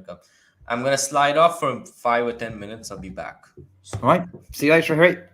Yep. See you soon. All right. We're tag teaming this one, Greg. There we go. Got one match each. As I'm watching Masarova hit a backhand volley, which saves game points. So Raducanu's got another opportunity to consolidate the double break advantage. That was a really good point from Masarova there. Wawrinka's held now. Is that right? That is right. Yeah, held pretty well in the end from 15-30 down. So good stuff. I think Machac can get his serve back on. Tell you what, let's have a Brit to Brit chat, because now Shahiri's instead of taking a break, we can talk about this. Have you seen the news about the potential restructure of the British grass court season from 2025? I don't think I've seen all of it. I know that Queens is going to do a WTA in 2025, but I've not seen the proper restructuring of anything. It's not confirmed fully yet. confirmed yet. Yeah. This is obviously what the BBC have cleaned, but yeah, Queens want to have a WTA 500 event the week before Queens, the ATP 500 event. So this would be the week after Roland Garros. They were going to downgrade Eastbourne from a 500 to 250. Downgrade from 500 to 250, which is interesting. I think because they can only have 2 500s, they can't have 3. And they also have a similar amount of tournaments they can have, which means that if they're going to create this Queen's Club tournament, they have to get rid of either Birmingham or Nottingham from the WTA event. Oh, wow. Doesn't really affect the ATP structure too much, because I think ATP will still do Queens, and then I think it'll be that there'll still be a joint event at Eastbourne, but it'll be 2 250s rather than a 250 and a 500 there. And I don't know if there's any plans to change the challenger events that are happening in like Surbiton, Nottingham, and Ilkley. Sounds interesting. I mean, Queens is a brilliant tournament. I don't know if you've been before. I haven't, but I've always wanted to go. I've never been. It feels like I feel like you pay just as much to go to Wimbledon for less tennis. Yeah, my mum went to Queens, and I think she said about the same as you saying then. Like, tickets were kind of similar. I think probably PIMS, all that stuff is probably quite similar as well. But I think it's a lot closer to the action, aren't you? And it's a lot more, it's only a 500. So I think it's a prestigious event. So I think it's sort of worth it. I think it's kind of a double-edged sword, because a lot of the reaction I'm seeing online is people kind of going, "Oh, now that it's an all London-centric decision, like we want tennis all around the UK." But on the other hand, also this is our best opportunity to potentially have a grass court 1000 now. Yes, which is what I'm desperate for. And I think Queens is probably the best trying to put themselves in position to do that. Even if the facility is quite small, though, it has to be said, it's very similar to probably similar to Dubai in that sense. Both big events on the tour, but they couldn't host both at the same time. I think they've only got 2 or 3 courts at Queen's Club. Yeah, something like that, I think. Yeah. So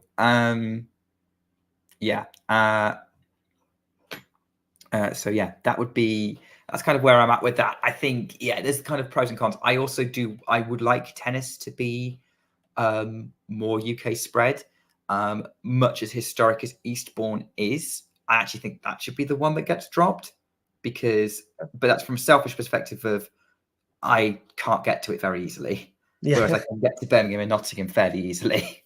Okay. I'm not in the south. I don't know about you. I'm southwest, so just about there. Which part of the southwest? Gloucestershire. Okay, so not super southwest. Not super southwest. No, just out in there. I'm born and bred Devoner, so I was just wondering. Oh, very nice. Okay, yeah. Wondering where that was, but I don't live there anymore. I moved to Stoke-on-Trent about 10 years ago. So, okay. That's a little bit about my life story. But yeah, I wanted to get I appreciate you probably hadn't read into it, and maybe our viewers aren't British and don't care, but from the bigger picture of a grass court 1000, it's interesting if that ever happens. I know Germany might have something to say about that if they ever get a Halle Berlin combined attempt, maybe. Wherever it is in the world, I'm all for a grass court 1000. I've been after it for a while, so whenever they can make it happen, I'm there for it. I mean, I think it's fair enough. I think it's a surface that needs protecting. I think tennis is more interesting when you've got more surfaces in play. By the way, we've got break points for Raducanu to try and get this double break back, but she's just put a backhand into the net. So 30-40. Wawrinka still clinging on in his match? Yep, 30 love up in his service game, looking very, very strong indeed. Midpoint, Machac. Wawrinka, it's a good rally. Wawrinka's just longed it, so it's 30-15. Yeah, it's a difficult match to call this. No one really looks like they're going to in control. Even Wawrinka would break up, not looking amazingly well. Machac it's still dangerous. Wawrinka's still dangerous, so it could go either way still, this one. Yeah, it does feel, well, I don't know, I haven't watched it, but it seems to be pretty tight. I mean, it probably deserves to go to a third, right? I would say so. Yeah, on balance. I saw the stats in the first set, and they won the same number of points each, so that's how close it was. I think they won 41 points each. So yeah, that says a lot about it. Masarova's hit some really nice serves to dig herself out of trouble. She's hit an ace to save the second break point, and then she's just hit an unreturnable serve to close out the game and keep it to just the one break with Raducanu. And now the pressure is a little bit more on Emma to try and see this one out. But she's all right the first set, so there's a good chance of that. By the way, Nadal, I have seen your comment and I'm not responding to it.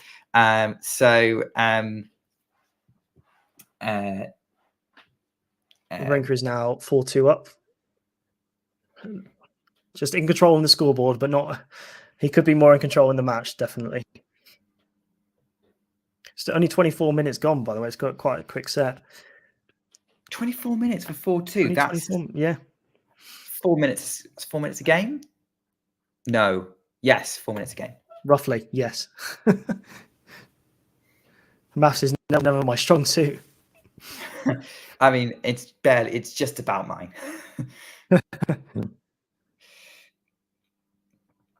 Any other matches from today you're looking forward to watching? You know what? I kind of haven't really looked at the schedule. I saw that I was doing this and just sort of went straight on. So I'll have a little look. I know Dan Evans is playing later, so I'll always be looking at that from a British point of view. I appreciate the dedication. Well, I can run through it. So after the Wawrinka Machac match, Venus Williams resumes her match with Now Hibino. Then Osaka will play Irani after that, and then Raonic will play Nadal, not Nadal, and then Sofia Kenin will follow that one. After the Raducanu match, Caroline Wozniacki will resume her match against Su Lin. Thence Bonfils and Purcell, Mickelson and Munar, Stevens and Sharif, and Van der Zundrup and Shapovalov late into the night in the UK time. Should be a good one. Yeah, that should be a good one. I'm not sure I'd wake up for it, but not sure I would either. But there we go. Yeah, who would wake up for Shapovalov? I mean, like, sleeps more. Canadian fans? Yeah, I'm a Shapovalov fan myself. I don't know if I'd wake up for a Shapovalov match at this point. But yeah, why is Nolan always scolding us? I think because I basically was quite sassy with him just now. Wow. I see the comment on top. I'm choosing not to respond to it. Yeah, I wouldn't if I were you either. I don't know why it's funny. I mean, I know it won't happen, but it's just funny. Yeah. No, maybe I'll regret it in a bit. I don't like being mean, but anyway.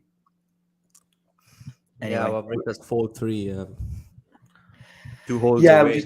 we just had a bit of a catch up on that. Yeah, we think that one's going 3. We've just had a backhand exchange between Raducanu and Masarova, and it's 15-all. Raducanu's trying to maintain this break advantage. I think looking at the rest of the schedule, I think Evans and Safiullin is probably one of the better matches that's happening later today. It'd be interesting to see how he does, given the last time they played. Evans won pretty comfortably in straight sets, and Safiullin wasn't really up his game. So it'll be interesting to see if he can up his game for that one. Possibly, but Evans is so patchy now. I mean, he was, but he's gotten worse as he's gotten older in terms of consistency, not in terms of ability. Yeah, definitely. He won the 500 last year, and then sort of just been patchy ever since. So it's just he was pretty patchy going into that 500, wasn't he? On like a losing streak. Yeah, he was. Yeah. It's very strange. Very strange guy. Jean. Sorry. Yeah, I think.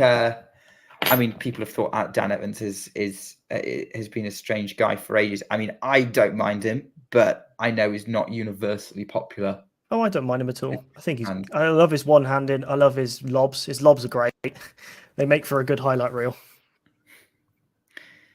yeah, I don't know. Some people don't seem to like his personality. I've never quite worked this one out, that one out. But Jean, you were just asking when will Stan retire? We kind of talked about that an hour and a half ago, near the start of the stream, maybe more like an hour ago. But we never. Well, we talked about how the narrative around Stan retiring is different to the narrative around Andy Murray retiring. But I feel like Stan will probably just retire when his body tells him to. Yeah, he doesn't seem like a person to me that like will care about what the media say about him. He'll just carry on.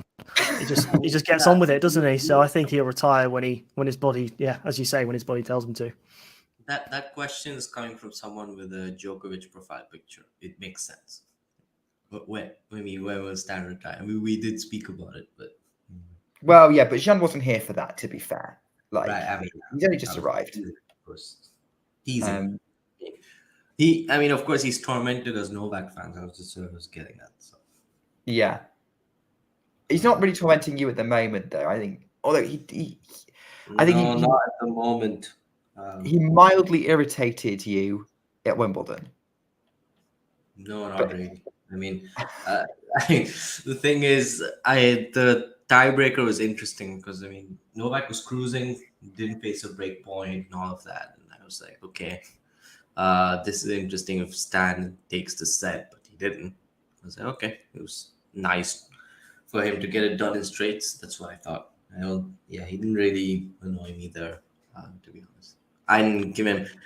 Funny thing is, before the match, Wawrinka himself had replied to someone saying that, yeah, you're right, I don't have a chance. I think it was Scott himself. Yeah. Well, yeah, you're right, John. I completely relate to that sentiment. Well, Greg, is Stan in danger of being broken? It's 30-30. So we shall see if my stream is just frozen as you said that. So I need to refresh it. So nice play from Stan. I mean, he was on the back foot and he gave a slice back to Machac and he approached the net, put away the volley. So it's 40-30. I missed that completely. So thanks for commentating on that one. Yeah, because Wawrinka was traveling and then found a way to get on the front foot and put it away.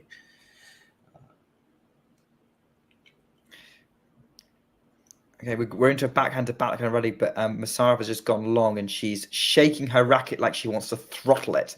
30 all. Raducanu is 2 points away from restoring that double break.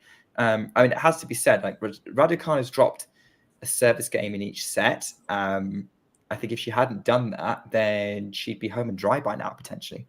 Yeah, a couple of bakery products you're looking at. Yeah, it was vintage Stan to close out the game. Serve out wide, kick serve, and then a backhand down the line. Jean saying he likes Mahac's game. I mean, again, I've not really watched much of him. How would you kind of describe it without looking at the shorts? Well, he plays pretty smart. He doesn't have the biggest serve, but he manages to take advantage of it. He goes for angles on a serve.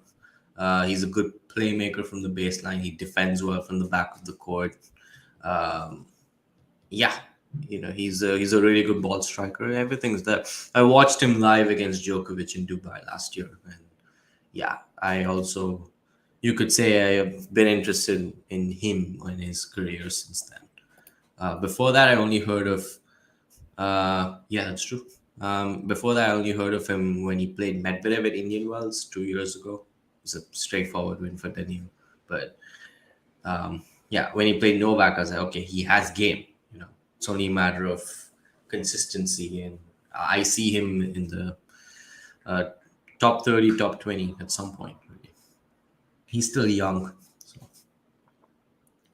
He is still indeed very young. I mean, like everything you're saying, his game's quite solid. I mean, good luck trying to out-solid Medvedev. That's just not going to happen if that's your game plan. Yeah, unless Medvedev is having a really off day and you're able to, sort of penetrate through him. Otherwise, yeah, you can't beat Medvedev with that game, I don't think. Sinner found a way. He didn't change his game much even, but he was able to beat Medvedev. From 0-6, the head-to-head is 4-6. It's an It's just interesting a matter match. of months as well. Like what, Yeah, four wins in 3 months, something like that. yeah. Same with Novak. I mean, 3 wins in as many months, something to that effect. I mean, here's a question then, as we're waiting for sort of the action to play out. We've got Masarova trying to maintain this, sort of keep pressure on Raducanu to just the one break. Machac looks like he's going to try and force Stan to serve this set out. I'll start with you, Greg, on this, but would you say Sinner's the favourite for the men's tournament? He's one of, yes, definitely. I think him, Medvedev, and Djokovic are probably my 3 favourites. Given the form, I don't think Sinner's lost this season at all, and he's won 2 titles, so he's probably the most informed player going into the tournament. So, yeah, I probably would have backed him before the start of the tournament. Yeah. Before you come in, Shrihari, Greg, I'm noticing the absence of Alcaraz deliberately being left out there. I think his form hasn't been great. He's not looked healthy in his body for a lot of it. So I think he might go far, definitely, but I don't think he'll win it. No. Interesting. So if you see an Alcaraz Sinner rematch, we are very much favouring Jannik Sinner in the form he's in, definitely. Yeah. Interesting. I mean, look, let's face it, we're all up for an Alcaraz Sinner rematch, right? 100%. Absolutely. Yeah, okay, Shrihari, come on in. I mean, I know that you probably, yesterday you have this insane bracket where you picked Hubert Hurkacz to win, but aside from that, like if you were to play the percentages, and like, I actually agree with Greg. I'm not very high on Alcaraz at the moment. I'm more convinced about Medvedev simply because I mean he's 9-2 this season, and the way he's been prevailing in a lot of these matches, you would have expected him to lose, or you're supposed to lose otherwise. It's very encouraging. Only question mark with regards to him is his health. He wasn't 100% in Dubai, as he told us right after losing to Hugo Humbert. He said that only one day before the tournament could he even serve. And it'll be interesting to see if if that's gotten better with practice as well this tournament. It just depends on his preparation really. But yeah, if they go deep, I'm still picking as things stand Medvedev over Alcaraz, because yeah, I'm not the nature of Alcaraz's losses of late. I won't say it's ominous yet. I would give still a few more months time, but yeah, not very encouraging either. So there's that. Interesting words. So we've got sort of Greg's hedging his bets a little bit more with a group of favourites. Shrihari's maybe edging towards Medvedev. I'm edging towards Sinner. I think the only way he gets beaten is if he runs out of gas. I think that's the only way that happens. Yeah, that's kind of where I'm at. But you're right. Like Medvedev and Djokovic shouldn't be ruled out. I'm just going with, at the moment, the momentum seems to be heavily with Jannik Sinner. Jake's asking how Emma is playing. I mean, she's still playing at the minute, Jake. She's leading 6-2, 4-3, 30 love. At the minute, I would say she's definitely playing better than Masarova. There's a few double faults and there's going to be a slight concern that she's going to need to work on the serve before the next match. Oh my word!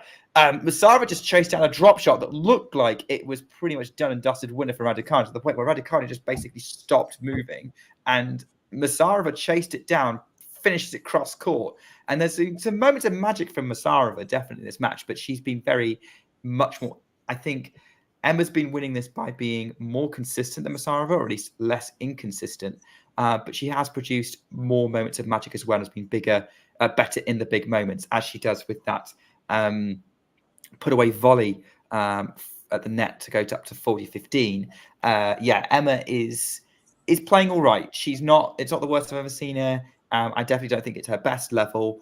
It might be it's going to be a fight with Yastremska if Yastremska is playing all right. If that's who that's who she's due to play if she can get through this match. But yeah, I'd say it'll be a decent day for Emma if she wins this match, as she wins this game with the Masarova return ending up in the net. And Wawrinka's won the set, right? Yeah, set point for Wawrinka. I could talk you through this point. Do it. Might be a short one. But anyway, Wawrinka's getting ready to serve. Serves up the tee. It's an ace. Closes it out. And we're all square, one set all, heading to a decider. I wanted to get back to what you were mentioning regarding that point. Why is the coverage so bad for WTA? I mean, you look at their social media handling. It's terrible compared to tennis TV and the ATP in general. I mean, almost every other match you see some highlights reel during the match, at least on tennis TV. You don't see that at all on the WTA handles. And also the same way, I mean, in terms of the media day, fun and activities that they do with the players, you only get to see most of it from the ATP, hardly any of it from the WTA. I don't get it. Like, there is the coverage is so bad in general, and then they wonder why is, and then they ask the question, why is WTA not marketable? As if, you get where I'm going with this. I mean, if anything, it's largely the fault of the organization. I think, the WTA is a lot of fun to watch. There's so much depth. And, as you and Greg were mentioning earlier, every tournament almost is open to upsets and surprises and, some great matches as well. You have the current top 10, top 15 is so densely packed with talent as well. A lot of youngsters also. So, yeah. So it's just something that annoys me where there's like zero coverage. I remember when Rebeka withdrew from Dubai, they updated it 3 hours after she withdrew. Yeah. There's a interesting rant from Shahari, and you'd expect me to go on that kind of rant, to be honest. Nothing that I said I don't think is wrong. So. Oh no, rant doesn't necessarily mean you're wrong. It means you're passionate. I mean, I'm assuming this is based on your experience in the media in Dubai as well. Yeah, because I was busy during the Women's Week, but I still was able to do some coverage, and I was surprised that there wasn't any coverage from the WTA social media handles. So, there's that. I mean, before I kind of wade into this, I talk about the WTA a lot. Obviously I'm hosting WTA Weekly on this channel. So I talk a lot about the WTA anyway. So I'm going to give Greg, you the opportunity to wade on this if you want to, but feel free to say you don't want to. I mean, yeah, I wish it was more accessible, because I think if there was I think Sky Sports are doing a bit like it when they're focusing on English talent in WTA, but everywhere else, you're not really. I don't know why there isn't a tennis TV for WTA. It just seems, why haven't they merged yet? It just seems a bit weird to me. Like, if it's all in one place, surely the sport will get more popular that way. Exactly. To watch both of them. So yeah, and as you say, with the highlight reels and clips online, you see so many more tennis TV moments and clips and YouTube videos about it than you do WTA, and it seems really weird that they'll just do both at the same time or with the same people or something like that. So yeah, it baffles me a little bit. I know what you mean. And there's been definitely some poor business decisions. I think the WTA's kind of strategy has been very much going for exclusivity deals with broadcasters and trying to get out of the ATP's shadow, but in the process has kind of made the product harder to access. So they've kind of shot themselves in the foot with that one. I think people do want recognizable names to latch onto, but I think it's possible to have that with the depth that we have in the tour. We had that 20 years ago when we had a very close top 10, top 20. Yeah, back in the days of Serena Williams, Venus Williams, Enan, Clijsters, Sharapova, Mauresmo, even earlier in the 2000s, like Enan and Davenport, Capriati, Mary Pierce, Svetlana Kuznetsova. I could go on. I'm trying to keep an eye on what's going on in this match as well. But I do think it's slowly getting better. I think I have seen a few more. You're right. The highlight reels being posted aren't really happening in the same way. But some of the more kind of Instagram, TikTok style content has improved a lot. I've seen some great reels going out from them. And I think that has to go down to the fact that our sort of friend from tennis Twitter, Bastian Fashion, is now working for them. Obviously, he's been doing social media with the ATP for a long time as well. And the WTA have secured his services. And I think there's been an immediate improvement since he joined them. So I agree with you. It's not great. I think it's actually starting to get better. Yeah, I agree with that. We can hope that trend continues, especially since we know the good work Bastian's doing. I'm just keeping an eye on this match. A huge serve from Masarova to get herself to advantage in this game. Raducanu is really scrapping to try and get this to win the set in this game and keep this match going. Jake, enjoy your beers. I suspect that's probably what John is up to as well. He's usually out there. So yeah, I think this is where probably the most attention is going to be. Are they on court in Machac, Wawrinka? Yeah, Machac just played a really good point to start the second game, love 15. For a forehand return of Wawrinka serve, which was sort of jammed up Wawrinka, and then he hit a really good forehand cross-court winner after. And now Wawrinka's just shanked the backhand wide, and now it's love 30, love 1 with Wawrinka serving in the decider. Okay, so another good return from Machac. Wow. Okay, and he stepped in and he's crunched the backhand inside in for a winner, and now it's love 40 already. Yeah, looking much better in this third set already. I'm gonna have to. I think we're gonna have to cut over to my match. Not just necessarily because I like the attention, but because Raducanu has a match point opportunity. I'm seeing her set it up on my screen now as Masarova has gone along with a forehand in the Battle of the Moonballs, and it's advantage to Raducanu. So I've got match point on my screen coming up, but it depends on how long it takes us to get around of it. We're seeing some people in some nice Union Jack bucket hats. Clearly the most British thing you could think of, in some ways anyway, bonkersly British anyway. So yeah, we've got Raducanu about to potentially have this match point. Sean, Raducanu, the winner of this match plays Diana Yastremska, which I think could be an interesting match either way. Masarova saves that with an ace. So quickly check in with you guys on Wawrinka. Machac is just broken. Wawrinka sends a forehand sailing long. Again, Machac is putting all the pressure. That was an excellent return game from Tomas Machac. He was returning all of the serves excellently, and then he was bossing the rallies before they could even exceed 4 or 5 shots. Drew the errors from Stan or was crunching winners, and yeah. It's 2-love for Tomas Machac in the decider. It was not that much of a surprise given how much he was in that second set.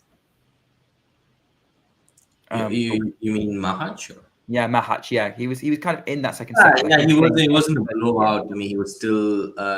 he was broken at the beginning of the second set, but he was still hanging in there with Stan.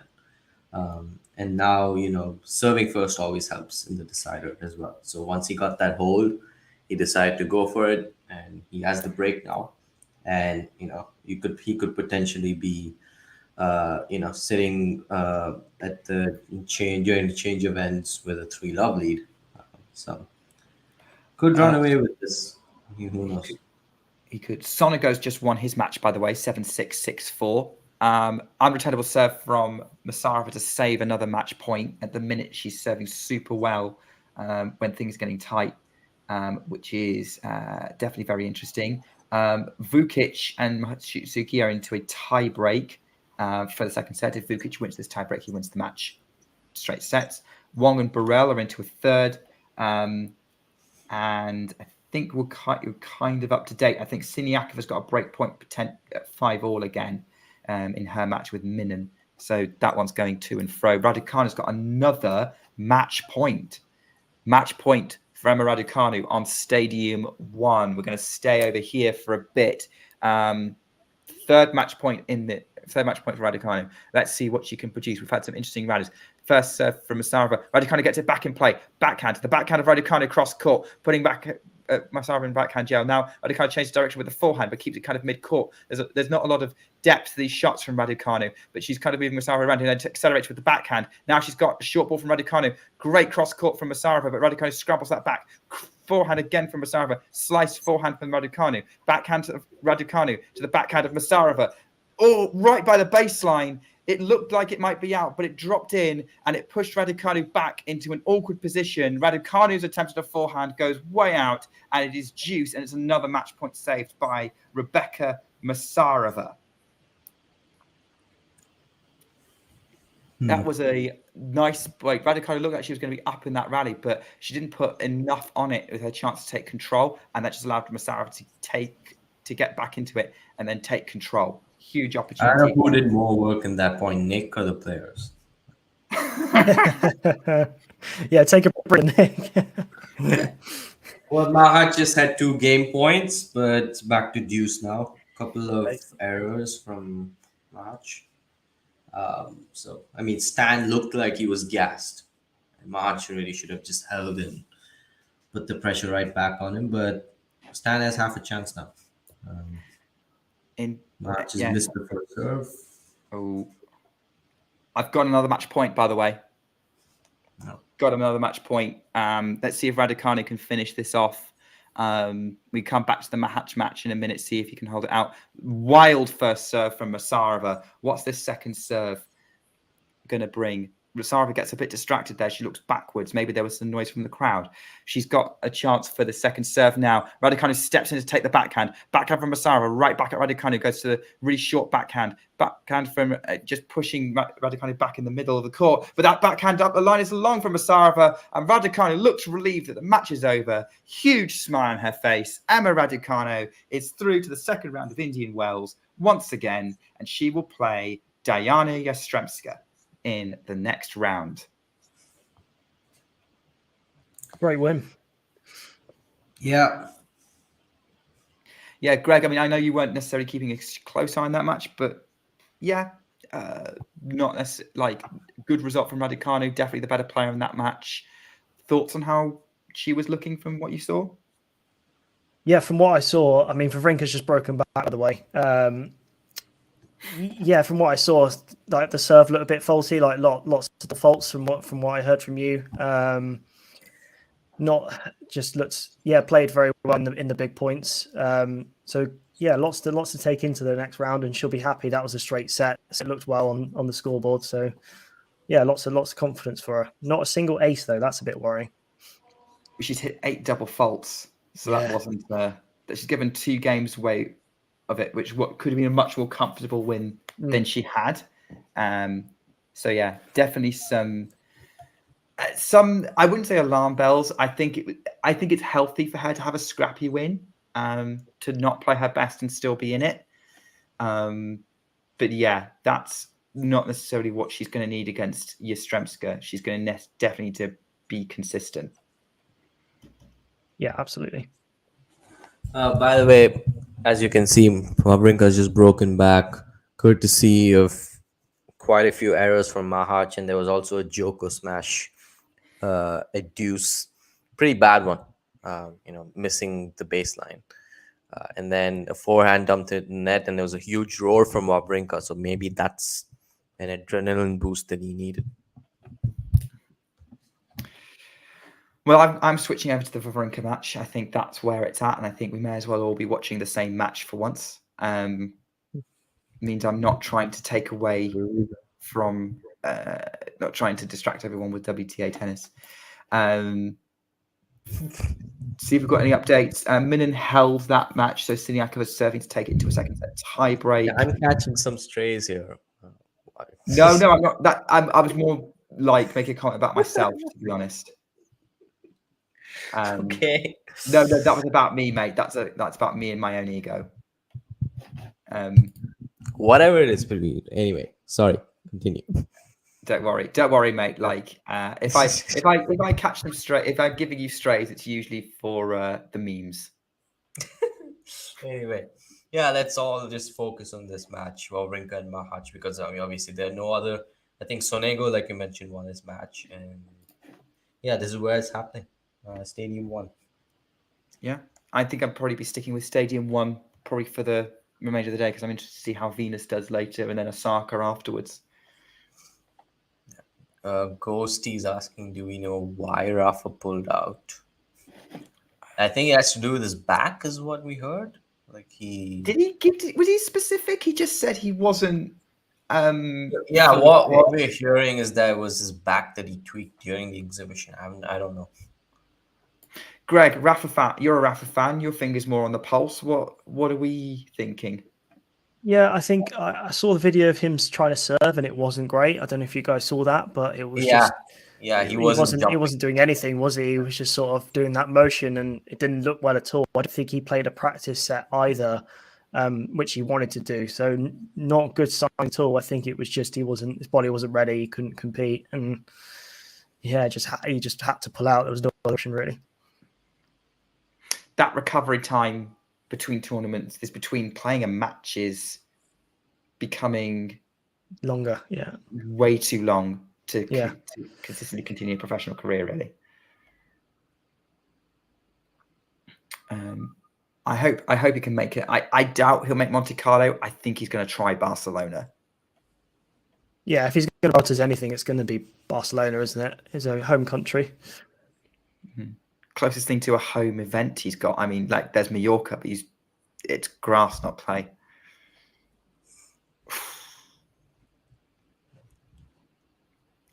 Machac just 2 more break points now. Yeah, that was a monster rally as well. It's a great rally, yeah.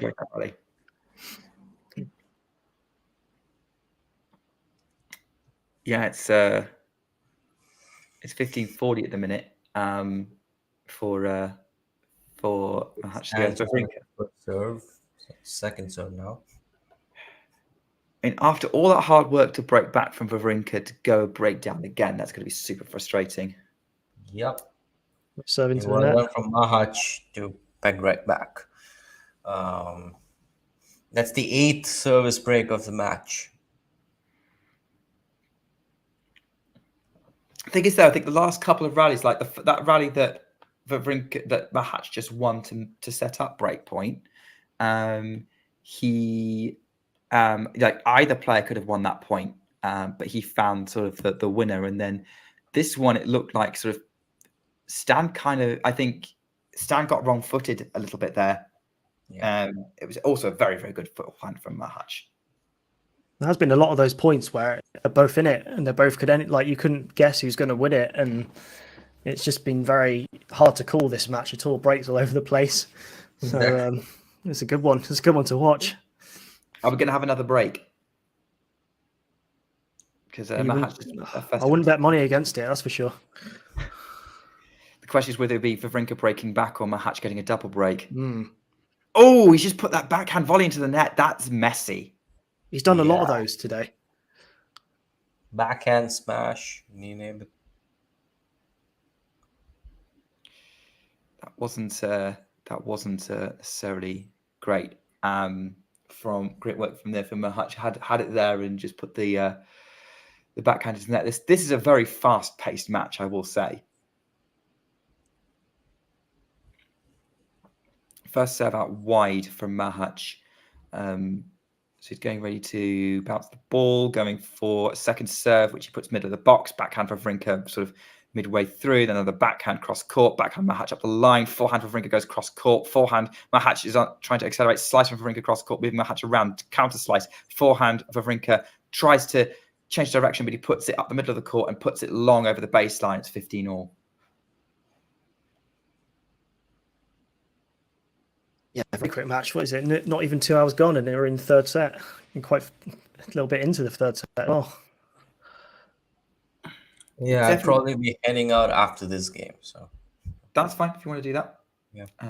But it's 1 a.m. here. I don't intend on staying as long as they did last night. But oh yeah, you were up till 3 a.m. last time, which we really appreciated. Yeah, 3 a.m. That was it.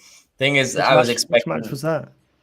Yeah. Wait. Which one was it? I think it was Eubanks and Nakashima, and there was another match. Okay.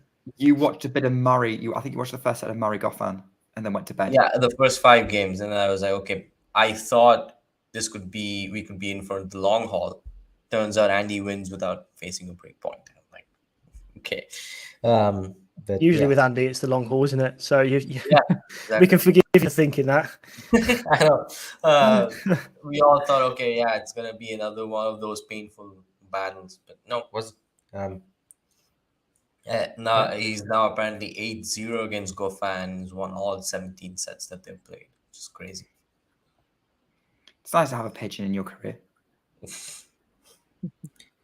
Yeah, but I think Murray has this mascot. I mean, I don't know about Federer and Nadal, but Djokovic and Murray have mascots.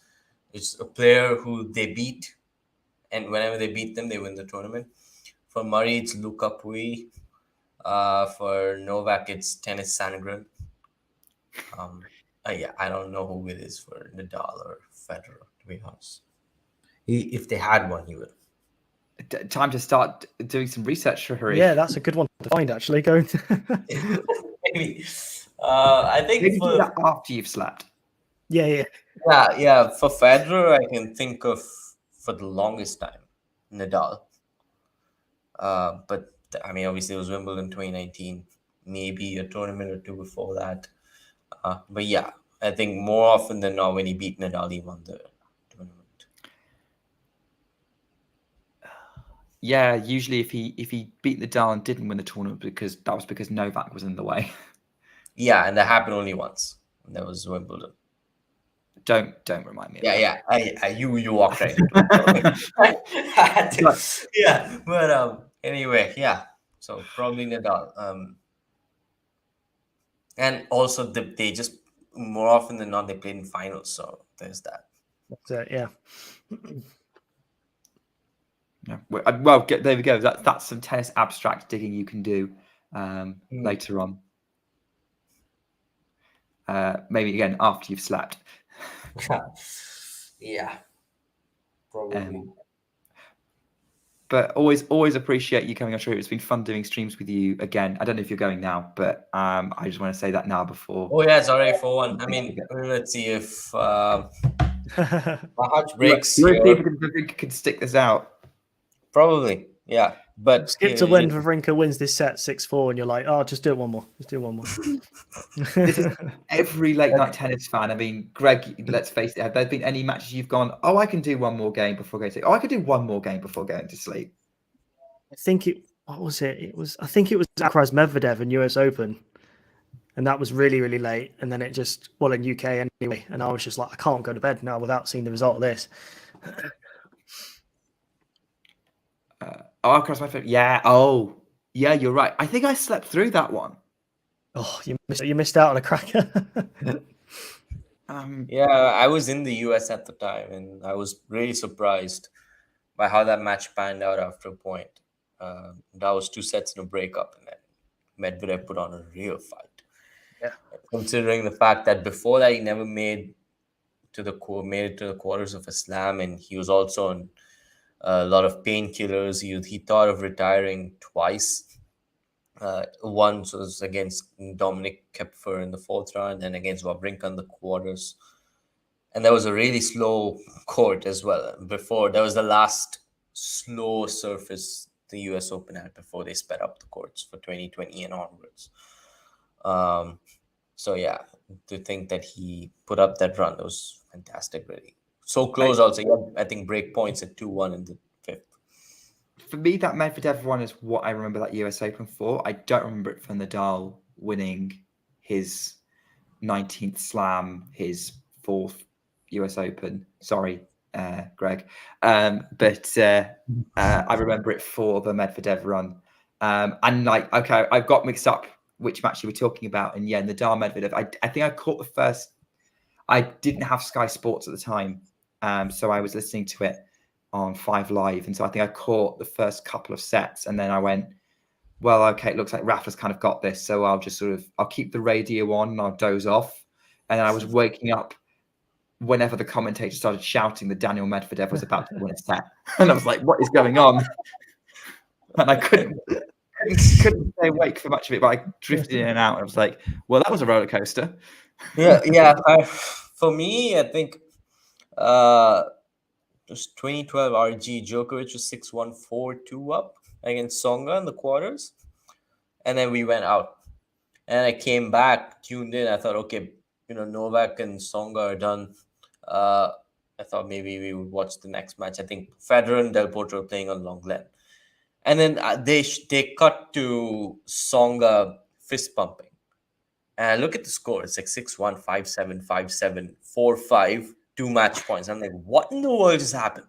Like, I was so shocked. And then, yeah, it was insane. I mean, I didn't think Novak would come close to losing that match. So, yeah, I hope they upload the full match. It's so hard to find. They had the extended highlights, but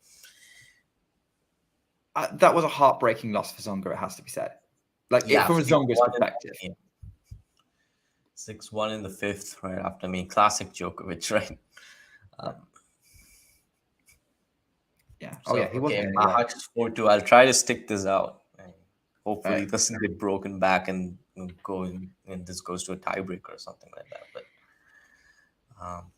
I predict. I mean, look, it's 4-2. How, given it's taken them 2 hours just to get to this, what's the match time? 2 hours and 1 hour, minutes. Yeah, about 2 hours. So what? That's 29 games. I would have a feeling that if we went to a tie break, that's what 6 games away. No. Oh yeah. Want to do some quick math now? Anyway, no, like it is pretty interesting because a score like this at Indian Wells just 2 hours. It's pretty quick. Maybe there's something to the courts being a bit quicker that everyone's going on about. I was getting there. Yeah, that's good news if true. Katerina Siniakova is now through. She's beaten Greek Millen 7-5, 7-6. That's the latest result that's kind of come in. And Vukic has just won against Mochizuki 7-6, 7-6, 8-6 in that second set tiebreak. Ashlyn Kruger's taken the first set against Nadia Podgorska 6-3. Luca Pui, Andy Murray's mascot, is on court against Daniel Altmaier. It's going with serve at the minute. And it's a very tight deciding set between Wong and Burrell. You are up to date now on Talking Tennis from around the grounds. What's going on with Andreeva and Collins? That got suspended. So that match is happening after. Wait, I think it's going on right now. Yeah, it's 6-all in the tie. Oh, it's back now. Yes, okay, they are playing. Yeah, because after Sonica against Manovic. So yeah, they're into a second set tiebreak. Oh, I might put that on then. Yeah, because I know it got suspended 6-5 for Collins in the second, but now it's. Collins has got a match point 7-6 in the tiebreak. I might not make it in time. We'll see. But yeah, this is a really close tiebreak. It's been it looked by the look of it for it to. I'll see who's had the points to win the set. I'm at 6 point, the 6-all point on my screen right now. So I'll keep an eye on that action for now, anyway.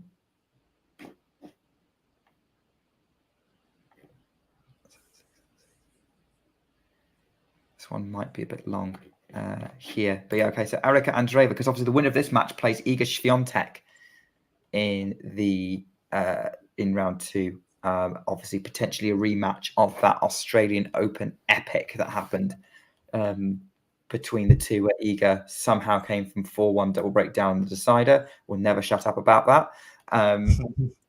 First serve long from Andreeva, trying to save this match point. It's Collins' second match point, according to the graphic on the screen. And backhand in play from Collins, the backhand of Andreeva, backhand up the line from Collins. Andreeva can't run it down. Collins has got it done. 7-6, 7-6. Second match point, job done. She will face Iga Swiatek in Indian Wells in round 2. And will it be better luck for her this time in the desert compared to Melbourne? And I'm assuming we're waiting to see if Wawrinka can serve to stay in the match against Machac. And I still wonder if when she said that this would be her last season on tour, if that was something she said, impulsively rather than because she has been playing some good tennis since. I mean, probably a bit soon to say, but would you not say it's a similar thing for Andy Murray, talking about actually starting to stop and suddenly playing a bit freer? Completely different, I would say. Completely different because Collins was handled a tough loss. And yeah, I know that I'm aware of her struggles as well with injury, but yeah, I still would say it's completely because Andy was supposed to retire 5 years ago. So yeah. So he always felt like even though when he was playing all those years, it was like he was on borrowed time. So, and yeah, it hasn't really, nothing really clicked at the beginning of the season for him. So there's that. It's lovely. Yeah, really messy ground strokes from Wawrinka. It was a backhand that was very sort of wildly slapped into the net, and then the forehand that's just overhit and dragged wide. Were you going to say something, Greg? No, I was going to agree with you. I was doing the same face you were, just like, oh no, why would you put that just straight into the net? He should have. That was a normal backhand for him. That's a proper good opportunity, but unfortunately, he just can't. He's not playing well this service game. No, and this is the worst situation to have a debut service game. Love 40, another really bad backhand into the net. Can't maintain the intensity. Weird to say for Stan Wawrinka, 3-time Grand Slam champion, but he is getting on a bit. 3 match points. All right, Wawrinka, love 40. Let's see what he can do. Goes out wide on the first serve.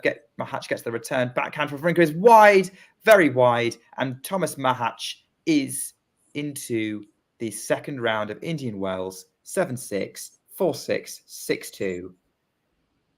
Bit of a flat end to a very good match, but pretty good performance for Machac, would you say, Greg? Yeah, especially in that third set. The first 2 were very, very close. Could have gone either way, both of them, especially in that tie break. But yeah, Machac getting it done in the third set, looking the better of the 2, and probably age was on his side, I would imagine. Yeah, probably there. That's true. Shrihari, thoughts on that match? Yeah, I mean, Machac played really well in the decider, even after surrendering the break. He held it together, played some really good tennis. It's a result I think most of us expected. It was good to see patches of Stan playing some brilliant tennis, but he completely faded away in the decider. It was 6-2, yes, but he held serve only once. So yeah, all in all, I think Machac will be happy with that performance. And he just continues his climb up the rankings and up the sport.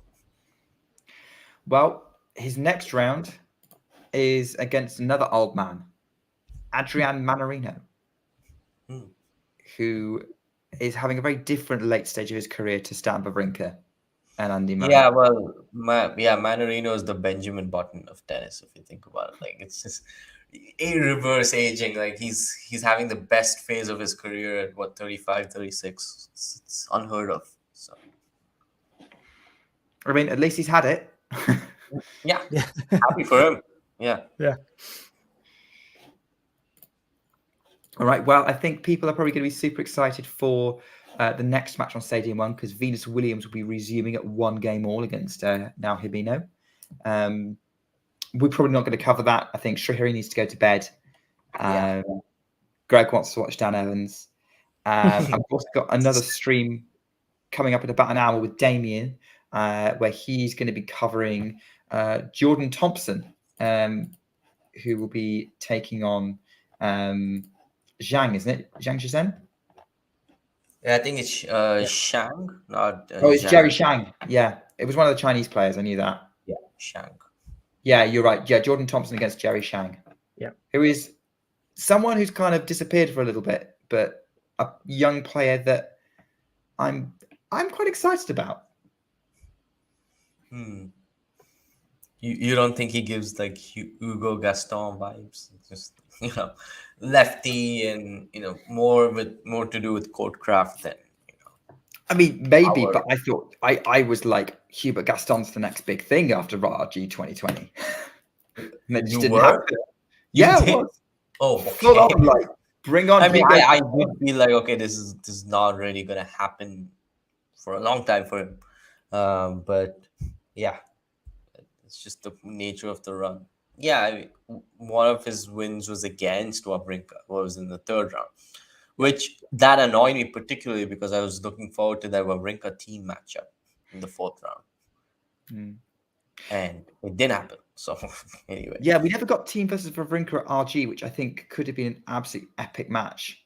that would have, yes, especially because Wawrinka was in the top 20 still. Team was in the form of his life. We were robbed. So I mean, also team was running out of gas a little bit though. Let's be honest. I mean, he struggled with Gaston, and then Schwartzman was a grueling battle. Yeah, I mean Diego won that, but that was a really good match. And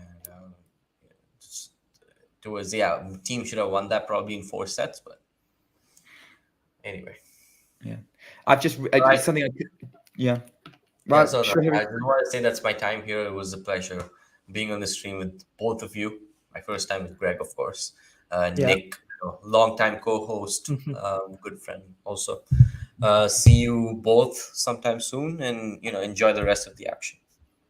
See you later. Cheers, Sherry. Take care. See you. Good night.